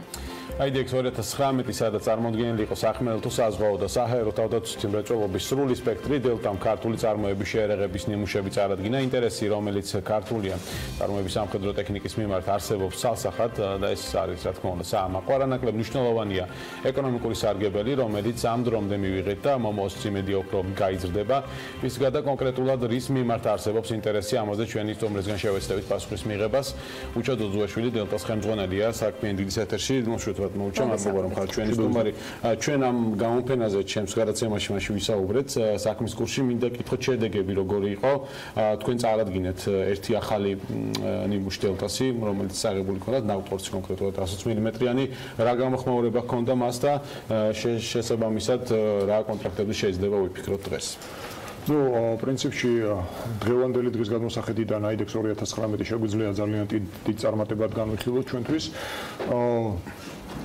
ჩვენ ქონდა გარკვეული მოლოდინები, გარკვეული გეგმა იმ დელეგაციების ვიზიტების, რომლებიც წინასწარ იყო ჩვენი გაყიდვების სამსახურის მიერ შეთანხმებული, თუმცა მიმდინარეობამ გადააჭარბა ყოველგვარ მოლოდინს, პრინციპში სადღაც 3-4 ჯერ უფრო მეტი ვიზიტი განხორციელდა და უფრო მეტი შეხვედრა ჩაინიშნა IDX-ის მიმდინარეობის პერიოდში.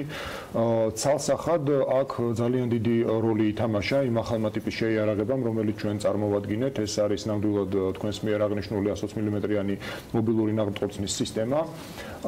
ასეთი სისტემა პრინციპში ამ გამოფენაზე წარმოდგენილი არ იყო, ან იყო უნიკალური, რამაც გამოიწვია ძალიან დიდი ინტერესი არა მხოლოდ მომხმარებლის მხრიდან, პოტენციური სხვადასხვა ქვეყნის დამკვეთებისგან, ასევე გამოიწვია ძალიან დიდი დაინტერესება პარტნიორი ორგანიზაციების მხრიდან, რომლებიც გვთავაზობენ ჩვენ თავიანთი ავტომატიზაციის და ინტეგრირებული ცეცხლის მართვის სისტემების დაყენებას ამ ჩვენს საარტილერიო სისტემაზე, ასევე ერთ-ერთი ყველაზე დიდი ინტერესი გამოიწვია კონკურენტების მხრიდან, რომელსაც გარკვეულწილად ავარიდეთ თავი, იმიტომ რომ ეს ის ინტერესია, რომელიც არც თუ ისე სასურველია. თუმცა ძალიან საინტერესო იყო შედეგები, რომელიც გამოიწვია არა მხოლოდ ამის, არამედ სხვა შეიარაღების სისტემების მიმართ, რაც ჩვენ გვქონდა წარმოდგენილი, თუმცა ნამდვილად 120 მმ-იანი იყო პიონერი. აქ ორი მოდული იყო წარმოდგენილი, ეს იყო 23 მმ-იანი ცეცხლის მართვის სისტემა და 120 მმ-იანი მობილური საარტილერიო სისტემა. ის რომ მობილურია სისტემა? ეს სისტემა პრინციპში ჩვენ ჯერ კიდევ წლის დასაწყისში წარმოვადგინეთ ჩვენი დიდგორი მეომარის მოდულური კონცეფცია. ზუსტად ორი მოდული იყო აი ამ მოდულური კონცეფციის წარმოდგენილი ამ გამოფენაზე. ეს არის 23 მმ-იანი ცეცხლის მართვის სისტემა და 120 მმ-იანი მობილური ნაღმწყვეტი. მობილური ნაღმწყვეტი ამ შემთხვევაში უზრუნველყოფს ჩვეულებრივი ხუთკაციანი საარტილერიო ქვედანაყოფის მაღალი დონის მოტორიზაციას და ავტომატიზაციას, ცისწრაფეს მობილურობის ამაღლებას. თუ თქვათ წინა პერიოდში საუბარი იყო, რომ ესეთი ტიპის განწესი ადგილის მონაცვლეობისთვის 5-დან 25 წუთამდე კარგავდა იმისათვის, რომ თვითონ ფილის მონაცვლეობა გაეკეთებინა. ამ შემთხვევაში ვინაიდან უკვე ავტომატიზირებული არის და ძალიან ესე ვთქვათ მოხდენილი გადაწყვეტილება არის გაკეთებული ფილის სწრაფი აკეცვის, ჩვენ ფაქტიურად ვსაუბრობთ უკვე რელოკაციის მზაობისთვის წამებზე და არა წუთებზე, რაც არის ძალიან მნიშვნელოვანი და თავისთავად ყველა იმ ძალის მხრიდან, რომელიც უნდა დაუპირისპირდეს ამ სისტემას, უკვე კრიტიკულად ითხოვს განსხვავებული მიდგომების განხორციელებას, რომელიც დღესდღეობით უბრალოდ არ არსებობს შეიარაღებაში. შესაბამისად, ეს ძალიან დიდი ინტერესი იყო ამ სისტემის მიმართ, ასევე ამ სისტემას ერგონომიულად ავსებს ის 23 მმ-იანი ცეცხლის მართვის სისტემა, რომელიც უკვე ამ მანქანას, ამ ქვედანაყოფს გაზრდილი საცეცხლე მხარდაჭერის შესაძლებლობას აძლევს, როგორც თავდაცვის, ისე გარკვეულ შემთხვევებში თავდასხმის მიმართულებითაც და უკვე მივდივართ ჩვენ გარკვეულწილად იმ საერთო ასიმეტრიული დაპირისპირების ძირითადი პრინციპის შესასრულებლად, რომელიც არის ერთ მებრძოლზე კრიტიკულად გაზრდილი საცეცხლე ძალის მიმართულებით. თქვენ ახსენეთ, რომ იყო შემოთავაზება გაგეუმჯობესებინათ წარმოდგენილი ტექნიკა. ქართული სამხედრო წარმოება რამდენად არის კონკურენტუნარიანი უკვე დასრულებული სამხედრო ვთქვათ ნიმუშების, თუ არის შესაძლებლობა დელტას მხრიდან იგივე სამომავლო კოოპერაციისათვის უფრო შეთავაზების. აი ამ გამოფენის შემდეგ უფრო მეტად, მithumetes როცა ნახეთ ძალიან ბევრი ქვეყნის ნამუშევარი, რა შესაძლებლობაზე პოტენციალს ხედავთ უკვე მომავალში. სფეროში. ფაქტია, დელტამ ბოლო რამდენიმე წელში ძალიან დიდი პროგრესი აჩვენა და ბევრი შეთავაზება გააკეთა, მაგრამ საბოლოო ჯამში ის კონკურენტუნარიანი დასრულებული თქვა სამხედრო შეიარაღების ნაწილი არის თუ უფრო ხდება პლატფორმა იმისათვის რომ თანამშრომლებთან ერთად, სხვა უფრო მსხვილ მწარმოებლებთან ერთად უკეთესი პროდუქტი შეიქმნას. ესე იგი ძალიან კარგი კითხვა არის ესეთი ღრმა, რომელზეც მაქვს შესაძლებლობა რომ გიპასუხობ, რომ ორივე ნაწილია დაფარული. დღესდღეობით სისტემა, რომელიც ჩვენ წარმოგვიდგენილი გვაქვს, უკვე არის სასრული. ანუ შესაძლებელია მისი პირდაპირი გამოყენება, თან ისე არის ეს სისტემა დადიზაინებული, რომ არსებული 120 მმ-იანი შეიარაღება თუ რომელიმე ქვეყანას აქვს, არ საჭიროებს გარკვეული ტიპის ცვლილებას, ამ თქვათ ახალის ყიდვას. არსებულ შეიარაღებას ინტეგრირებას უკეთებს პირდაპირ აი ამ მოდულურ სისტემაში. შესაბამისად, ერთის მხრივ ჩვენ გვაქვს სისტემა, რომელიც უკვე მზად არის საბრძოლო გამოყენებისთვის და მეორეს მხრივ ეს სისტემა ასევე წარმოადგენს პლატფორმას, რომელიც მომხმარებლის ინტერესებიდან და გემოვნებიდან გამომდინარე შესაძლებელია ძალიან მნიშვნელოვნად იქნას მოდიფიცირებული. დაწყებული ცეცხლის მართვის სისტემიდან დამთავრებული ავტომატიზაციის სისტემებით. რომ მოიცავს თავისთავში როგორც ბალისტიკურ კალკულატორებს, ასევე მოიცავს თვითდამტენის სისტემებს, თუმცა ჩვენი ხედვით და ჩვენი გადმოსახედით ერთ-ერთი ყველაზე კარგი რეალიზაცია ეს არის ის აპრობირებული და მრავალი წლის გამოცდილებით უკვე დანერგილი ხუთკაციანი ქვედანაყოფის ოპერირება, რომელსაც დღესდღეობით ახორციელებს ყველა ქვეყანა და ამ სისტემის ერთ-ერთი ძირითადი დადებითი თვისება ზუსტად ის არის, რომ ჯარს შეიარაღებულ ქვედანაყოფს არაფრის ცვლილება არ ჭირდება იმისთვის, რომ ეს სისტემა პირდაპირ შეიყვანოს თავის თუმცა ჩემი კითხვის მიზეზსაც ახსნე, რამდენად შეიძლება რომ იგივე წარმოების ნაწილში ამ შეხვედრების და ამ გამოფენაში მონაწილეობის მხრივ მიიღოს საქართველოს შეთავაზება, რომ წარმოების გაზრდისათვის ინფრასტრუქტურა მოეწყოს, მათ შორის იყოს ჩვენი პარტნიორი ორგანიზაციების მხრიდან დაინტერესება, რომ საწარმოო ხაზის გასაძლიერებლად უფრო აქტიური წარმოებისათვის, თქვათ, რაიმე თვითონ საწარმოს აღჭურვა მოხდეს და მოხდეს უწყვეტი თქვათ მიწოდება მოთხოვნილი პროდუქციის ამ შემთხვევაში ნუ შეიარაღების. სწორი კითხვა არის, ამ მიმართულებით გიპასუხებთ ესე რომ თუ ჩვენ ავიღებთ კომპონენტებს, რომელიც არის კონკრეტულად დაკავშირებული ამ სისტემების წარმოებასთან, დღესდღეობით ყველა იმ გამოთქმული და ინტერესების ფარგლებში ჩვენი საწარმოო შესაძლებლობები აკმაყოფილებს იმ მოთხოვნებს, რომელიც არსებობს. ანუ დღესდღეობით ჩვენ წარმოების შესაძლებლობების ზრდა არ გჭირდება. მოთხოვნა დიდი არის, აქ საუბარი არის უკვე დადასტურებული ქვეყნებიდან მოთხოვნებზე, რომლებიც, ანუ აქ ცოტა ესეთი სპეციფიური სიტუაცია არის რა, ქვეყნები ითხოვენ თავიანთი ქვეყნის სპეციფიკის ყველაზე უარეს პერიოდში გამოცდა სამ სისტემის. ეს როგორც ეს არის ან ზაფხულის ყველაზე უფრო ცხელი დღეები, ან ზამთრის ყველაზე უფრო ცივი დღეები. აი ესეთი ტიპის და ანუ თავისთავად სველი გარემო, ანუ მაღალი ტენიანობის წვიმის გარემო. ამ მიმართულებით შესაბამისი თარიღები არის უკვე დაგეგმილი, სადაც უნდა მოხდეს აქ ჩვენი სისტემის სხვადასხვა ქვეყნებში წაღება და გამოცდა. აი ამ შედეგებიდან გამომდინარე, რომელიც პრინციპში ჩვენ უკვე გვაქვს ჩატარებული და ვიცით უკვე რა შედეგებს ვიღებთ, წინასწარ უკვე ფაქტიურად საუბარი არის სამი ქვეყნიდან არის საუბარი რამოდენიმე ათეულ ამ სისტემის შესყიდვაზე, თუმცა თვითონ პირველად წარმატების შემთხვევაში ჩვენ შეგვიძლია ვივარაუდოთ, რომ ასეულებზე გავალთ ამ სისტემის. ამ წარმატების უზრუნველყოფა ჩვენ შეგვიძლია, თუმცა ამავდროულად, როგორც რა ვიცი, წინა წლის შემაჯამებელ გამოსვლაში ჩვენ ასე შეჯამებაში ჩვენ ვთქვით, დელტას საწარმოო შესაძლებლობები მნიშვნელოვნად იზრდება, დამატებით იხსნება ახალი საწარმო, აი კრიტიკულად განსხვავებული საწარმო ხაზი, რომელზეც ვთქვათ, შიგნით დელტას ტერიტორიაზე თვითონ შიგნით ჩვენ უკვე ძალიან დიდი დაინტერესება გვაქვს თვითონ თანამშრომლების მხრიდან, რომ აი ამ ახალ წარმოებაში ჩაერთონ, იმიტომ რომ ეს უკვე სხვა ტიპის შეერაგებაზე და სხვა ტიპის პროდუქციის წარმოებაზე, მაღალგაბარიტიან, მაღალი სიზუსტის პროდუქციაზე ვსაუბრობთ და ამ მიმართულებით ვცდილობთ, რომ ინვესტიცია ჩვენ თვითონ გავახორციელოთ. თუმცა კი ახლა რა მასშტაბის ინვესტიციაზე საუბარში გვიძლია თქვათ? სადღაც 5-6 მილიონის ფარგლებში ვსაუბრობთ დღევანდელ. ერთი წლის განმავლობაში აი წელს ინვესტირების მოცულობაზე ვსაუბრობთ. თუმცა ამავდროულად ის საერთაშორისო პარტნიორები, რომელიც ცდილობენ, რომ ჩვენ სისტემაზე მოახდინონ თავიანთი კომპონენტების ინტეგრაცია, მათი მხრივ ყოველთვის არის შემოთავაზება იმისა, რომ გააკეთო გარკვეული ტიპის ლოკალიზაცია მინიმუმ ინტეგრაციის მხრივ მაინც. თუ არა სრული წარმოება და ამას ჩვენ ინტენსიურად განვიხილავთ. თავისთავად კლიენტიდან გამომდინარე გავაკეთებთ ამას და არა იმისთვის, რომ მხოლოდ ეს ტიპის ესათუის წარმოება. ეს კითხვას აცავსან თუ შეგვიძლია. თქვენ გააქვთ ასეთი სავაჭრო ურთიერთობების გამოცდილება დიდ გორებთან დაკავშირებით, რომელიც მაღალი გამავლობის ჯავშან ტრანსპორტიორები არიან, რაღაც 13 ცნო მიმართულებით უზუსტად მახსოვს მათ შორის. დღეს შეგვიძლია თუ კონკრეტულ რიცხვებზე ვისაუბროთ ამ წლების განმავლობაში, დაახლოებით რამდენი თქვათ ტრანსპორტის რამდენი სახეობა იქნა მიწოდებული სხვა ქვეყნებისათვის და დელტასთვის შემოსავლის თქვათ რა მოცულობა მივიღეთ ამ პერიოდში. ხელშეკრულებები, რომელიც ჩვენ გვაქვს აფორმებული ამ ქვეყნებთან, ვისთანაც გვაქვს მიწოდებები, ჩვენ შეგვიძლია ვთქვათ, რომ ამ ქვეყნებს ვაწოდებთ, მაგრამ რაოდენობრივი მაჩვენებლები პრინციპში ხელშეკრულებით არის დარეგულირებული, რომ არ გვაქვს უფლება რომ გავცეთ. საუბარი არის 100 მეზევით ციფრებზე და ასევე ათეულობით მილიონზე არის საუბარი. სპეციფიკიდან გამომდინარე თავად ამ სფეროში ალბათ ისიც რთულია, რომ აი ერთობლივი რაღაც კოოპერაცია შედგეს, ხო, ერთობლივი საწარმო შეიქმნას სხვადასხვა ქვეყნებს ან თუნდაც პარტნიორებს შორის. ესეც მნიშვნელოვანი საკითხია. თუ რამე ვითარდება ჩქარა და სწრაფად რამ გვისაუბრია ამ ბევრ სფეროზე კონკრეტულად ეს სფერო ვითარდება, მე მგონი ყველაზე ჩქარა ტექნოლოგიურ კუთხეს თუ ავიღებთ მთელ მსოფლიოში, არა მარტო საქართველოში.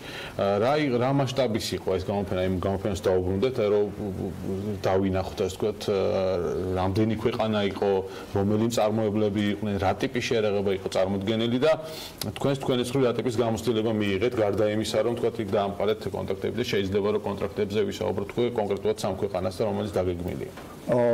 თავისთავად, ესე იგი გამოფენა ძალიან დიდი მნიშვნელობის არის. ერთ-ერთი ყველაზე დიდი გამოფენა არის რეგიონში, ეს Middle East North Africa's Minas რეგიონის, ეს არის შუა აღმოსავლეთი და ჩრდილოეთ აფრიკის მიმართულებით ყველაზე დიდი გამოფენა არის, რომელიც პრინციპში არა მხოლოდ ამ რეგიონებს ფარავს, მაგრამ ჩვენი გამოცდილებით ახლა უკვე იქ ნაწილი ინტერესის იყო გამოხატული Pacific ოკეანის რეგიონიდან, რაც პირდაპირ ჩვენებს ეს არა მარტო ამ რეგიონის, არამედ მსოფლიოს მასშტაბით ყველაზე დიდი გამოფენა არის. პრინციპში დღეს შეგვიძლია ვთქვათ, რომ ევროსატორზე უკეთესი შედეგები ამ გამოფენამ მოიტანა და ჩვენი ცნობადობა ამაღლდა მნიშვნელოვნად. ასევე ერთ-ერთი ყველაზე მნიშვნელოვანი არის მზაობა მომწოდებლების ჩვენთან მუშაობის, იმიტომ რომ ვინაიდან ამ ადამიანებმა დაინახეს ის თუ რამდენად სერიოზული პროდუქცია იქნება საქართველოს მხრიდან, აქ უკვე ჩვენ ვსაუბრობთ იმაზე, რომ თუ ადრე ფეხს ითრევდნენ და ამბობდნენ, რომ ნუ პრინციპში არა ვიქვამთ სერიოზულად, აქ უკვე პირდაპირ მოდიან თან ისეთი ქვეყნები, რომლებიც აქამდე ცოტა არ იყოს და ფეხს ითრევდნენ ურთიერთობაზე, პირიქით უკვე sales გაყიდვის სპეციალისტებს აგზავნიან იმისთვის, რომ ჩვენ თან პარტნიორულ ურთიერთობაში შევიდნენ და თქვათ სხვა ქვეყნებს აჯობონ და თავიანთი ადგილი დაიმკვიდრონ ამ ჩვენ მომწოდებელთა სიებში. რა ძალიან მნიშვნელოვანია, ჩვენ ფაქტიურად ხვდებით ერგონომიულად იმ სამხედრო ინდუსტრიის დიდი ლოგისტიკური მახინის მონსტრის ნაწილი, რომელიც მსოფლიოს ერთ-ერთი უდიდესი ეკონომიკური, ასე ვთქვათ, ხარჯვითი ნაწილის შემადგენელი არის. აქედან ვფიქრობ, რომ ძალიან დიდ შედეგებს ვაღწევთ უკვე დღეს.